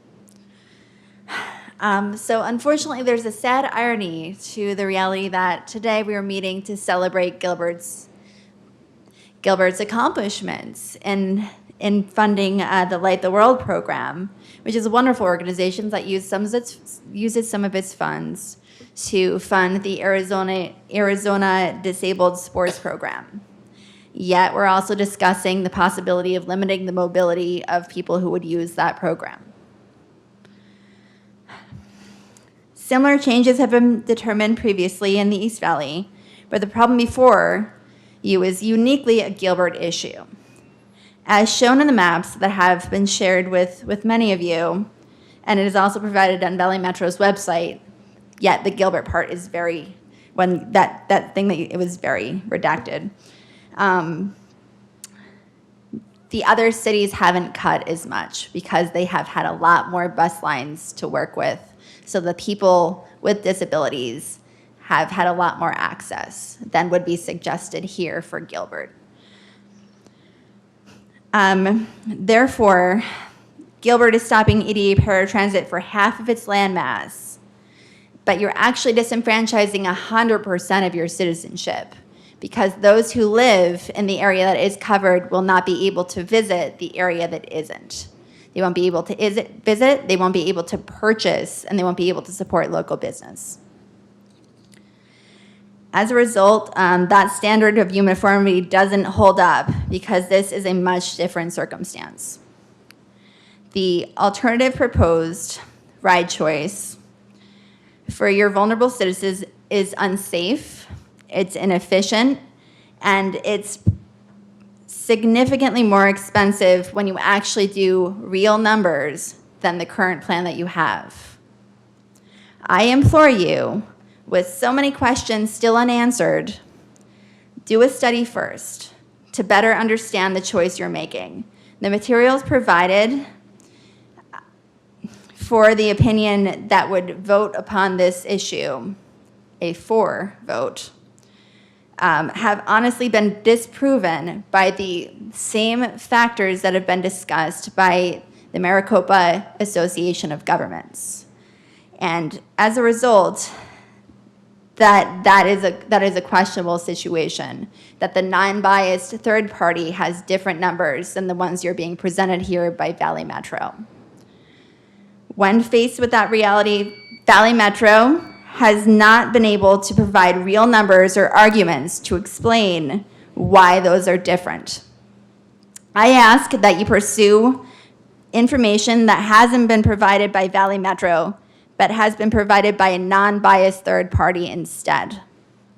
Gilbert stands to grievously harm many physically disabled, cognitively disabled, mentally ill, and notably elderly residents who pay taxes and who choose to live in the city that cares. Once an independent study is performed, this decision can be readdressed with open eyes. That decision can be based on information that is not questionable, but is based on Gilbert's real figures. I'm sure that you've found that Jessica, in your I'm government. so sorry to interrupt. Can you wrap it up in about 30 seconds? Yes, Thank I you. can. Appreciate it. I'm sure that in your jobs as government employees, you found that you very rarely been able to make choices that were both fiscally responsible and compassionate. But I argue that this is a choice where you can do both. You can actually be fiscally responsible by waiting and getting a third-party study. And I ask that today you continue your legacies of fiscal responsibility, but also focusing on your kind moral stewardship for the constituents that have put their trust in you. Thank you for your time. Thank you. Richard Dale. Give us your name and your city of residence. You have 3 minutes. Richard will be followed by Roseanne Hendricks. Hi, my name is Richard Dale. I live at 3346 East Thornton Avenue in Gilbert. That was my lovely fiancée, Jessica, there. So most of you guys have heard my spiel. You've seen the numbers, you've seen the graphs, and you've seen the data that's been provided by MAG, Valley Metro, other sources. I'm not going to go into that today. What I did want to bring to your attention, though, is data that I was given today by Ellen Kennedy, Gilbert's Transportation Planning Manager. That is to say that the negotiated rate that you guys are currently paying is $31 fixed per trip. But Valley Metro's overhead they're adding to each trip is $18. The amount of overhead Valley Metro alone is adding as overhead is the total amount that Los Angeles pays per trip for their Valley Metro system. $18 is the cost to taxpayers in their totality in Los Angeles for their entire Valley paratransit system, or their paratransit system, my apologies. $18 is the cost of Valley Metro's overhead alone. I urge you to try to find alternative options to increase the efficiency of the system that exists today by doing RFPs and trying to find private vendors that can provide alternative options. We can do this. We can make sure that we do not have to cut off all of our citizens from services that they need by simply saying, well, we'll look into it in the future and hope that it didn't affect you. Right now is the time that you can say, we won't do this until we know what the implications of these will be, and to try to find a way to make this more efficient.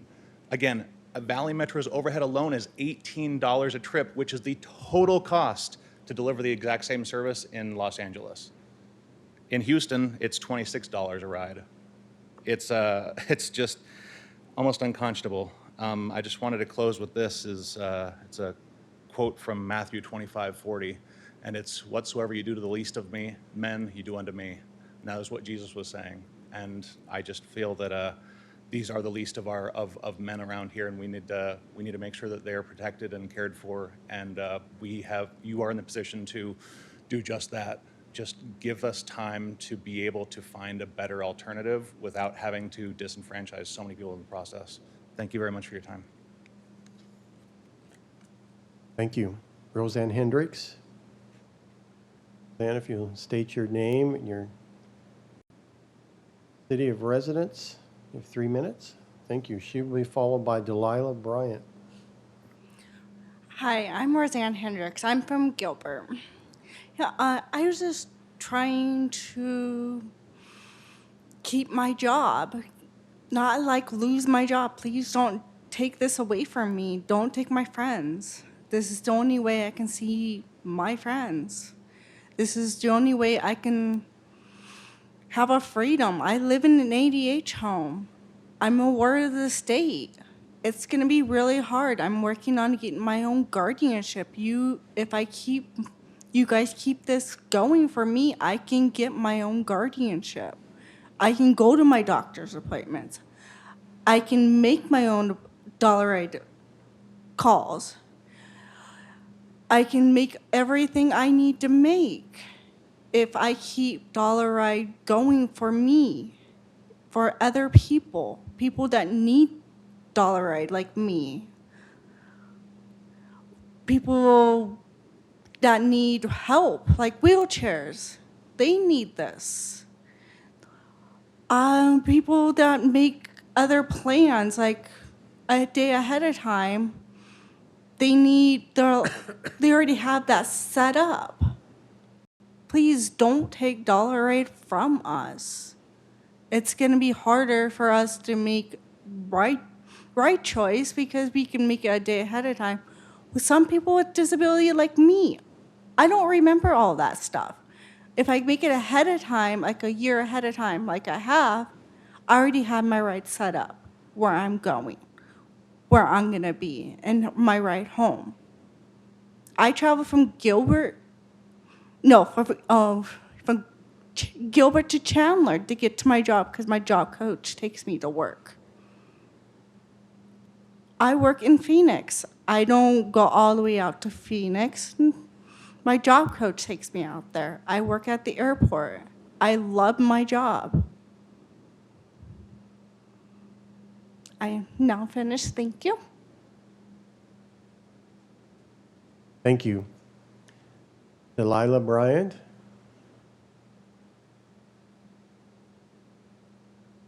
Delilah, if you give us your name and your city of residence, we'll give you 3 minutes.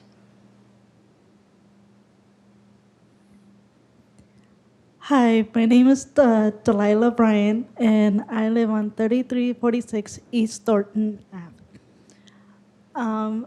Basically, what my roommate was saying, please don't take Berry Transit away from us. That's the way that I get to work. Also, I work in Tempe. And this is the only way I can get to my doctor's appointments and to like go to special places and stuff. So like I said, we need this more than anything. So I'm asking for you guys to like help us keep this going, please. I love hanging out with like my friends and everybody. So please again, please keep this going for us, please. Thank you. Thank you, Delilah. All the cards, Mayor. Thank you, Vice Mayor. Appreciate that. That brings it back to council discussion. Anybody wish to start? Councilmember Taylor?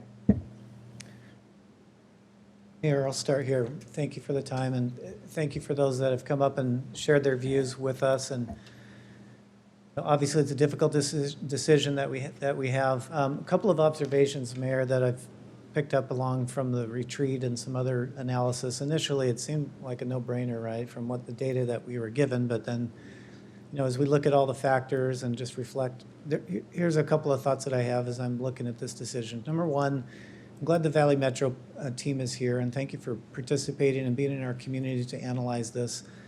One of the things that is just very important is, the efficiency of the Valley Metro system. We had a friend here that's not on council anymore, Victor Peterson. He would remind us that there's really opportunity to improve the efficiency in the Valley Metro system. And he just looked at the Gilbert data alone, and it showed that if you look at a unique rider, you can effectively purchase a $5,000 vehicle for that unique rider every year. He validated that with Valley Metro data. So they could buy a new car, approximately $5,000 in value every single year for each unique rider. And he did that metric to show us that there's really opportunities to improve efficiency within the system, because it's something that we look at priorities of a city and town. helping those in need really is the first priority of public transportation. This leads me to the stumbling block that I have on this issue. When we look at who we're subsidizing in Gilbert, right?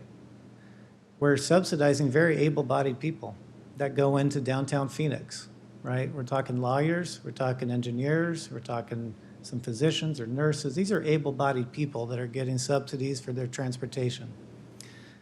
And I very much oppose that. That's why I've opposed that over and over and over again, because it's a very inefficient system. But when we look at the purpose of it and why there is a good need for this, we're talking about helping those in need, which is the ones that we're harming here, which is the whole irony here, right? And so I think we have a serious equity issue that we're looking at here. And it's interesting because of the paucity of bus routes compared to our surrounding municipalities, there's a disparate impact, which is a big deal. And that's got me to rethink that this maybe isn't such a layup.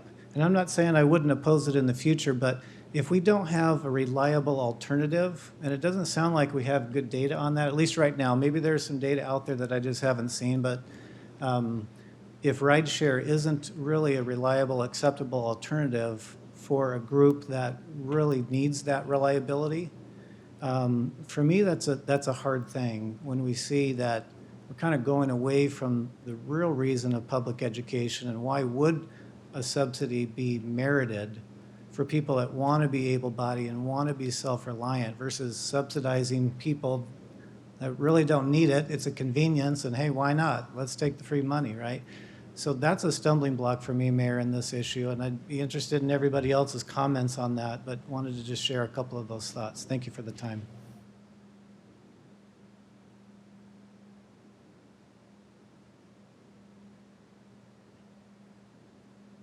Any other council members? I'm happy to offer my opinion. I usually wait till the end, but I'm happy to jump in. I can say something. Please, Vice Mayor. Just very briefly, excuse me, the magic number here to me is 191. We have 191 people, it looks like, that we are giving a hard choice to. And at this point, I feel like I'm not comfortable that we're taking a service that 191 people will have a more difficult time being able to use. I would like to have the time to be able to make sure that they are comfortable, which would make me more comfortable with going forward with this. The other is I don't know if this same service can be offered by other vendors. I know I've heard tonight people say that they'd like to see more study to see if there are other possibilities, and that's something that I would be comfortable doing also to make sure that we're doing the right thing for some of the most vulnerable in our community. So at this point, I'm not very comfortable going forward with it. Thank you, Vice Mayor. Happy to add my voice to this. I remember when this conversation came up about 11 years ago, which makes me old. And I remember having this conversation and actually reiterated parts of that, the parts that I remembered, to our council when we had our financial retreat in 2019. And what I said was, we can look at all the data that we want, and it may seem very clear to us the choice that we need to make. But when it comes down to it, these are humans. These are people having a human experience in our community, and we want them to be participating in our community. We do not want to alienate them. When we worked on the regional park and we made that a all abilities park, it wasn't just in name only. It was because we do truly believe in this community that every single human that exists here with us in Gilbert deserves to be part of this community in every way. So the data tells us that we should be limiting this to the 3/4 mile, but the human experience tells me that we need to not do that. And so I want to issue a challenge both to our town team, but also to Valley Metro, and probably more specifically to Valley Metro. Public transit in this region is considered really a black box, that nobody really knows how the sausage is made behind the scenes.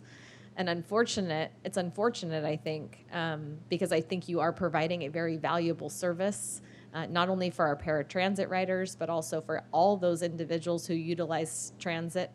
We are about to go through the largest scale project with the Broadway Curve expansion and rebuild, and that's going to start here in the next year on the I-10 freeway. We will be begging people to use public transit to get to the downtown area because of the backups and the quantity of, the length and delays that we will experience through that project. It will become the faster, cheaper option to be using public transit. And I know that our express bus routes are pretty full in the morning, and actually we're seeing great ridership in that area. I don't see great ridership on some of our other routes, and we've even taken away some routes that we've had previously over the years because we didn't have great ridership on that. So I issued this challenge both to Valley Metro, to our town team, and I'm going to throw our schools into the mix as well. We have school buses that operate throughout Gilbert on a regular basis. When I was in elementary school, sorry, I'm throwing it way back. Buses were, they stopped using school buses in our community, and they put all of us as students on public transportation. It wasn't a great thing, but ended up a collaboration between the schools and between the public. And so I do see the future of transit changing quite a bit as we have more autonomous vehicles, as we utilize more ride-sharing options. But I'm going to issue a challenge to our town team, to our community partners, to Valley Metro. We've got to find some better ways to get people from point A to point B, and we've got to find more ways to be more inclusive. I liked your equity comment, Councilmember Taylor, and appreciated that very much. We do have a responsibility to find solutions, and I have no doubt that we will, as a community, be able to do that, working in tandem and in partnership with some of the experts that we have at Valley Metro. You guys are doing good work, and I don't want that to be reflected here in any negative way. I think the service that you're providing is incredibly valuable and is making a difference in people's lives every day. So I will make that comment. And Councilmember Ray. Mayor, based on the comments we've heard thus far, and I'll add my comments to that, I think it makes sense to wait on this item instead of voting on it tonight. I don't think it has the votes to pass. I do appreciate those who spent time meeting with us and coming out and spending time to meet with myself, and I know at least Councilwoman Peterson, and I'm confident everyone else as well. But with that being said, and assuming we do wait on that, I would invite any council member who's still a council member next month to please meet with staff and give your feedback in this process. So instead of staff coming back with a potential solution and we as council members then being engaged, let's get involved as soon as we can to help give feedback, help give direction, so that when staff does come back, they know exactly what everyone thinks instead of potentially learning for the first time from the dais. But that's my opinion on this, Mayor, that it makes sense to wait, to continue to look, follow some of your advice, not some of it, follow your advice, follow Jared's advice and Scott's advice, and move forward. I think we can do better. I think it's safe to say this is going to be an ongoing conversation in our community, and probably some different people up here to both get educated and to start being innovative. So I look forward to future conversations. Does Amy, did you, Councilmember Yentis, did you want to add anything tonight? We can, okay. Councilmember Peterson. Mayor, I will. Team Gilbert and I went and toured the facility, thanks to Valley Metro for having us out there, and I was really kind of blown away by the mobility facility and all of the different textures and light poles and sidewalks and a full-size bus inside of the office, so that they have the ability to really work with people that need to use it. I thank you for having us out there and for showing us around like that. Carol, you were there. I think Guillermo was there also. And it was an amazing sight to see.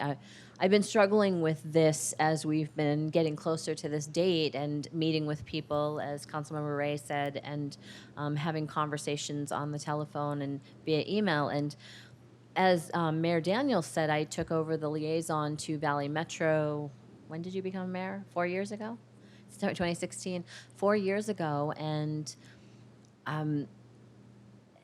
This has been something that I've been struggling this whole time. I see that in Gilbert, we don't have a lot of bus lines, but then I hear from people occasionally that we need more bus lines, yet the bus lines that we have are pretty much empty. But then the express buses that Mayor Daniels talked about are full. So I have to look at the data that I receive also. And so I've only had maybe 2 inquiries in the 4 years that I've been this liaison as to could we add one more bus here or could we add one more bus there. So when you look at 260,000 people and I've only had 2 inquiries in 4 years, then maybe we don't need extra bus lines, but I'm interested to see what a study would say to that. Or do we look at this, and I just had this conversation with Steph a couple days ago or last week, that do we look at more express buses to move people in and out of the city, especially with construction coming? So what would work better for Gilbert? So this topic comes up, and what would work better for the residents of our Gilbert? Well, one of my goals is a healthy and vibrant community. And in order to have a healthy and vibrant community, we have to take care of the people that need to be taken care of. And as I struggle with how do we pay for this, I think sometimes it's more important to worry about the people, like Mayor said. And I'm concerned, do we continue this and leave it as an open situation? Or do we vote against it tonight and say, let's find some resolutions as to how to handle this for the community for the future? Councilmember Taylor and I were kind of just kicking that back and forth over here. Nathan, Nathan, I'm calling on you. Would you mind maybe giving some guidance? I know you've been one of the staff leads in this along with Kyle. Will you give us some guidance on whether it's better for us to continue this item, to continue this conversation, or if it's better for us to have some finality to it in order that we explore options a different way, a different route? No pun intended. I appreciate you asking me. Obviously, Kyle and Ellen may have some input too, but I know we're doing a transit feasibility study, which is talking about, and we're doing our transportation master plan this year. So there's a lot of things that are moving parts at this time that may look into innovations that we keep hearing about. Whether extension of fixed route lines is the key, and then paratransit follows that. So I think a lot of these studies may come up with possible innovations, possible solutions that we could bring back and discuss. I think, just my opinion, just one, it may be good to revisit it after a while to, I don't know that I would. Let me ask you this. Continuing rather than closing out, I think would be better. Is there a qualified, trained ride choice option? Because that's, I think, the discrepancy, is ride choice is much less expensive from a municipal standpoint. Obviously, the user is going to pick up some of that cost, right? But more concerning to me than anything is the safety and security of the individuals that are being transported, recognizing that this is a population that is more vulnerable than most. So is there, and I'm not to say that some of our ride choice partners today are not safe. I don't mean to indicate that. Rather, I mean to say that they may not have all the training needed. And there is an additional screening process that goes into play with our paratransit drivers as well, from my understanding.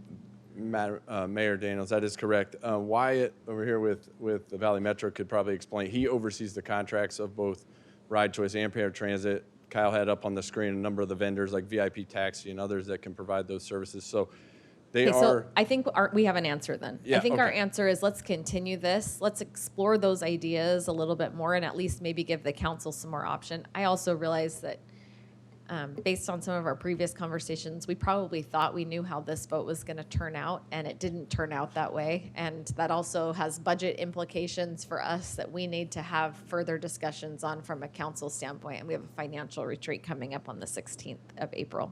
So let's do this. Let's, someone, not me, offer a motion to continue. Yeah. Do we continue or table? Before I make the motion, Mayor, I want to make one more comment, and that is to staff that coming from me, and I'll speak on behalf of the entire council, thank you for your efforts on this. This is not something where I think staff didn't do a good job. That's not it at all. We've learned a lot I've learned a lot the last few days. Spent time with Kyle yesterday talking about this. And so staff, thank you. This isn't something that you guys messed up or didn't do right. That's not my point at all. I think you guys did a great job. So thank you for your time and effort on this. But I'll motion that we Table. table this discussion. And do we want a date or just indefinitely for No, now? since we're not continuing it. Yeah. Patrick? Mayor, members of the council, I don't know that we can come up with any solutions before the end of this fiscal year. And so for budgetary purposes, we should plan on budgeting those dollars for the following fiscal year. And we'll continue to work on this and try to find other solutions to this. Thank you. And I know we'll have more discussion on that at our April retreat. I'll second Councilmember Ray's motion. So since we're tabling it, we do not need a date certain, it's my understanding. All right, we have a motion and a second. Please vote. That motion carries with a 6-0 vote. Thank you. And thank you to all of our teams and our citizens who showed up tonight. Thank you. All right, I forgot to close the public hearing, but we'll pretend like I did on that agenda item and keep moving on. That moves us to administrative items, number 32, boards, commission, and committee reports from our council. Councilmember Taylor. Mayor, we had the annual meeting of the Arizona Public Facilities Municipal Property Corporation. A heavy lift, let me tell you. That's right. Anyways, I'd like to thank Kelly. She does a great job with that group. There's always an opportunity before they finish the construction of the expansion of the wastewater treatment facilities to take a tour. And so if you'd like to do that, Kelly can certainly point you to some of those resources. And it's pretty amazing what they're building out there. I mean, this is one of the larger bond issuances that we've had to expand this treatment facility. So if you haven't taken that opportunity, that's a goal that I have, and certainly extend that to council. So thank you, Mayor. Thank you. I have a comment, Mayor, Please. about boards and commissions. For Planning Commission, we accepted a resignation tonight of a planning commissioner that will be in effect after tomorrow evening's meeting. And so I was going to suggest, if mayor and council are okay with this, that we, instead of trying to replace that person between now and, say, September, when we'll do the next seatings on the Planning Commission, that we just let the two alternates serve. I think that the mayor and council and staff have enough going on for the next couple months to maybe take that off our plates and just let that take place like we did last year when we had an opening. Fine with me. As long as you have a quorum and you can continue We're with managing business. changes. That commission has two alternates, so it's a perfect opportunity for both of them to take time to sit, I think. Fall seems a little bit long, but I definitely agree. Let's wait and time it. But that just seemed a little long. Well, the applications will probably go out in July, and the interviews would be in August, and the new appointments would be September. So his would just be a modified, 1 or 2 years, whatever's left on this seat. I just thought it would take some stuff off of all of your plates since we have all of this going on right now. 6 months flies by around here, is what I've noticed. Vice Mayor? I'll just make a note that our Citizen Transportation Task Force, the staff and our volunteers are making tremendous progress. We've got a couple of extra dates to meet before we present to at the retreat, and we're looking forward to doing that. And I think you'll see some great information coming from that task force. Terrific, thank you. All right, that moves us to agenda item 32A, the discussion regarding the filling of vacancies in the office of council member. We did review a process very similar to processes that we've used in years past at our last council meeting. And since then, I got a call from Councilmember Yentes with some concerns about our process, and have had some internal dialogues confirmed with Chris Payne that maybe Chris can speak to this, but that we're following a path that is our own path, but one that is approved, if you will. I did consider adding one line or one sentence to our process to try to alleviate some of the concerns that I think Councilmember Yentes has brought up. But Chris, do you want to speak to the legality of our process? Yeah, Mayor, council members, the statute in question that deals with vacancies in council is ARS 9, 235, and it simply says the council shall fill a vacancy by appointment, and then it talks about timing, 30 days before the cutoff or 30 days after. That's all it says. So the statute's silent as to what a council can do for appointment. You can adopt a process like you did. You could not adopt a process. You could pull a name out of a hat at a council meeting and say that's who it is. So I you have think in total one discretion. city, they showed cards, and it was whoever showed lower, and then they got a city name called Show Low. That was like I don't think it's an urban legend. I think it's a true story. So one thing to remember also is that a council cannot bind a future council. So you make a decision tonight. If you have a new appointee, then you have a process where you can take a vote as the council to do whatever you want on the next step. So we have one vacancy right now. That's our job, is to fill one vacancy. If we would like to, or if that individual would like us to revisit the entire process, we can always do that. If we need to. We anticipate additional vacancies, but a lot can happen in politics, as we know. And so I think we take this one at a time. Councilmember Taylor?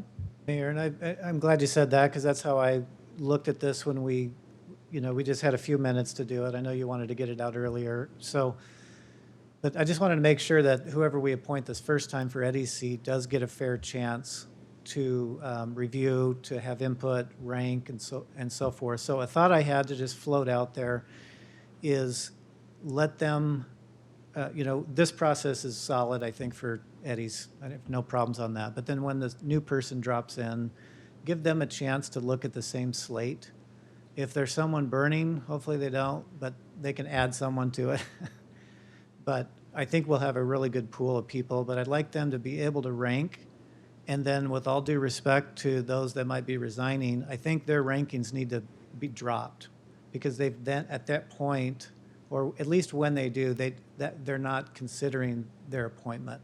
And then we would reorder it at that point and then take the interviews. I think that's So your idea is that we interview again? not necessarily. I don't think Okay. we need to I just wanna interview be 6 clear people about- for one spot, right? I think if we're interviewing 6 people for 3 spots, then it's presumptuous that there's going to be appointments. Now, we kind of know, right? But I think we're getting the cart ahead of the, ahead of ourselves. We've already delayed our financial retreat by 6 weeks in But it order won't to delay make sure. it won't delay the process. It absolutely will, because we will need to have additional public meetings in order to have public interviews.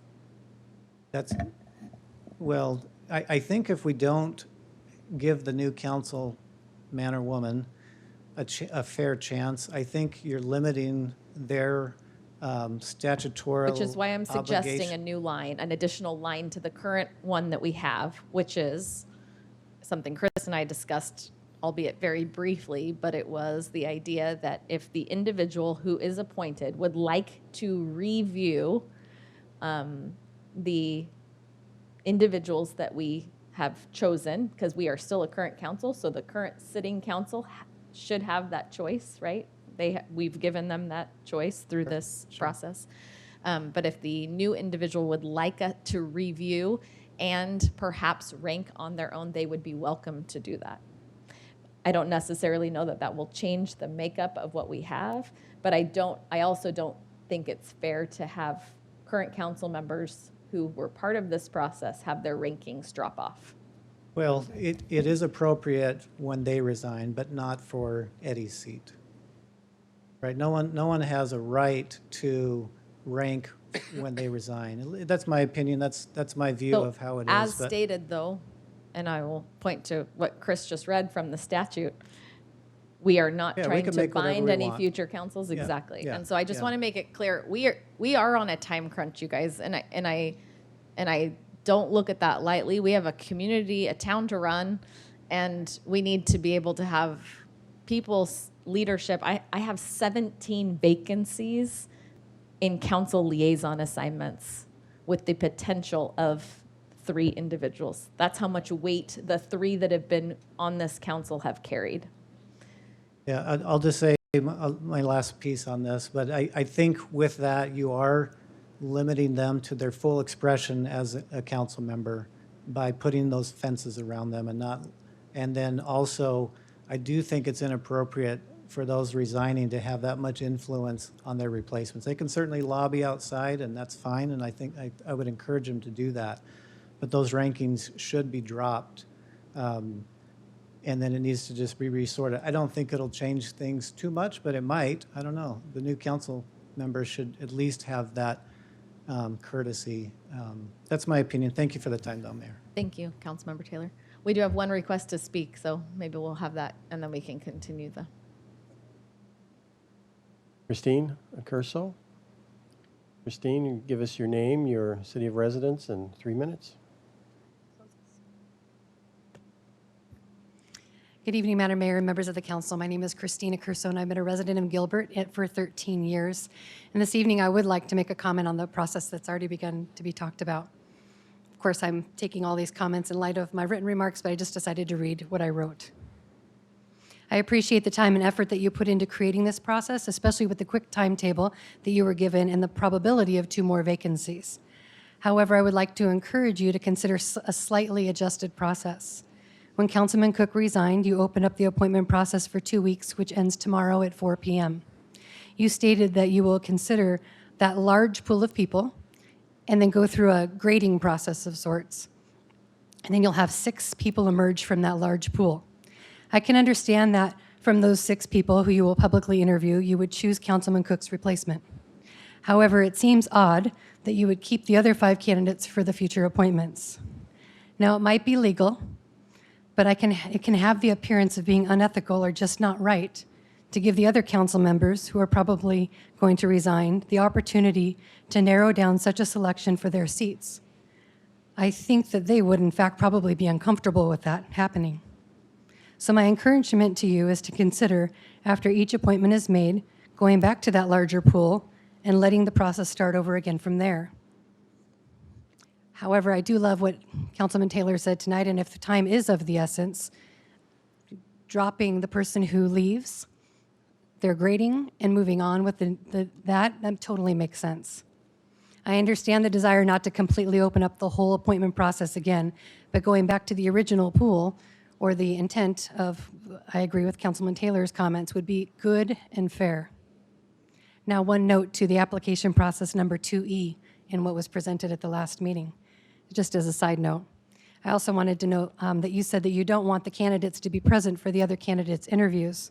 So you might consider not live streaming it, or as it said, on TV, until all the interviews conclude. That would ensure that the candidates would not be privy to the other candidates' interviews unless you have something else planned for them to be occupied with. Thank you for your time, and God bless you. Thank you, Christine. And just to clarify, we have done the live streaming. We want to be as transparent as possible in this process. That's always been the intent of this entire council. And so we will live stream it, but we will keep the candidates in a separate room, which is what we've done in years past, so that the public can see what we're seeing and hearing at the same time that we are, and so that we can make the best choice possible. Councilmember Ray. The thing that I think, I'm not sure everyone understands this point, is assuming it gets narrowed down to 6 people, and one of those is then chosen to replace Eddie Cook's spot, and then let's say Scott Anderson resigns next. The point is the council doesn't have to choose from those 6.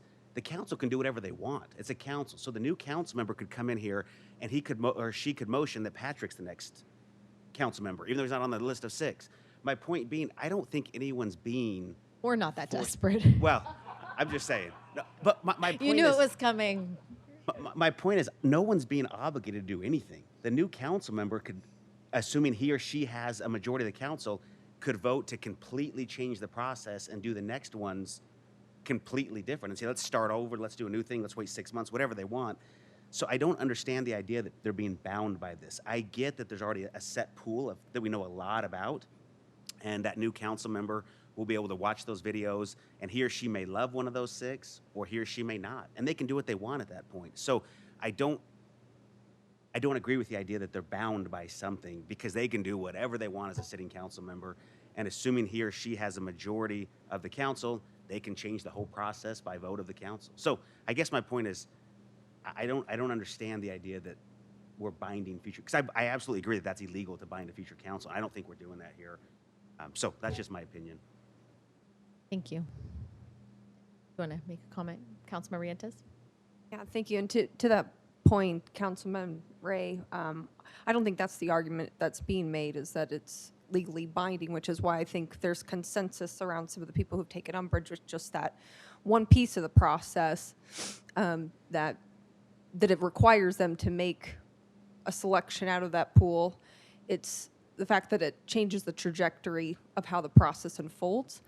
And so it's more of an ethical argument, not a legal argument. Obviously, the next council and the makeup of however that looks can decide to do something completely differently. But I do agree that there's a way to do this within the same time constraints that still incorporates, the suggestions that have been made by Councilman Taylor and some of our citizens. So what is that way? I haven't heard how we're going to do the same time constraints.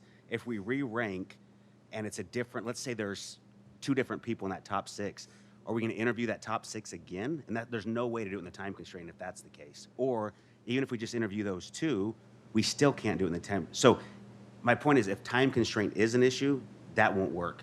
If time constraint is an issue but not as big as the potential ethical concern, then something's got to give one of the 2.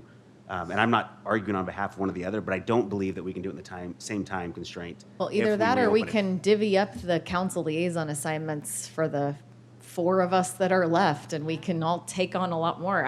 I physically cannot take on more. Councilmember Rientes, we're excited about your baby, but I don't think you can take on more right now either. And so I think we're just in this position where we've got to make headway here. I'm going to just offer this. We'll add the sentence into the process. That would be my recommendation, that we add that sentence that the new council member has the opportunity to review from the 66 pool of applicants. If they 77 now? 77 as of, it's more, 79. And it closes tomorrow at 4, so can we make it an even 100? I don't even know. That's a challenge to the community, I guess. Let's take this one appointment at a time, adding that in. We've got one appointment to make, and my goal is to have this entire council filled in advance of our financial retreat on April 16th, knowing that we are making some really big decisions, both at that financial retreat and in the 2 months following as we finish out our fiscal year. So that would be my recommendation for us as a council, if we could get a head nod or an understanding. We have weird mics and speaker situations up here. Probably sounds like I'm yelling at my council. I promise I'm not. I'm not trying to. Okay, good. All right. Are we okay with that additional sentence and recognizing we're taking this one at a time? Did I get a yes, ma'am, from the vice mayor? Mayor, can someone read the sentence? I think they did, but I don't know that I remember. Chris, will you summarize? I don't think have you it know what written- I said. Yeah, I don't have it written down yet word for word, but the idea is to add a provision that says after the new council member is appointed, that council member has an opportunity to review all the applications and make recommendations to add to that short list of applicants. One at a time. We need people. We need people to share the load of this work. It's quite a bit, and the 3 that are potentially resigning have been carrying a significant amount of it for many years, and so we need to make sure we get these seats filled. Yeah, and there is quite a bit of learning curve associated with it as well. Thank you. All right, I think that completes agenda item 32A and moves us to future meetings. We have some coming. Any report from our town manager on current events? Thank you, Mayor, members of the council. I just wanted to thank Kyle and his whole team for the work on the paratransit service area boundary discussion tonight. That actually started, I believe, we may have begun the very first conversations when Kristen Myers was here, and then it transitioned to Nikki in an interim role. Now Ellen and Nathan and Kelly Fost, I know, has put a lot of work and effort into that as well. So we appreciate the thoughtful consideration. We will certainly go back and, as Nathan mentioned, look at some of those master planning process going on and try to find some solutions, as well as work with Valley Metro. But great work to Kyle and his team for the years of work that went in to this discussion tonight. Thank you. Any report from council on current events? Councilmember Ray. One comment, just a reminder that this Saturday from 9 to 2 at the Riparian is the Gilbert Outdoor Expo. If you haven't been to that in years past, number one, get there early because there's a ton of people there. And number two, it's a really, really fun event that the Parks and Rec Department puts on, one that my boys and one of my daughters absolutely loves. I would recommend it to everybody. Something, Mayor? Yes, please. Saturday morning, same time, is the commissioning ceremony of 2 new engines at Station 8 located on Germain Road. That will be commissioning, the 2 new red engines there. And so that's always a lot of fun. If you've never been to one, bring the kids. They get to push the old engines out of the fire station and then push the new engine in, and they wet it down, and then they get to dry it off. And there's a lot of opportunities for fun photos. I have nothing additional, so with all of that, this meeting is adjourned. Thank you.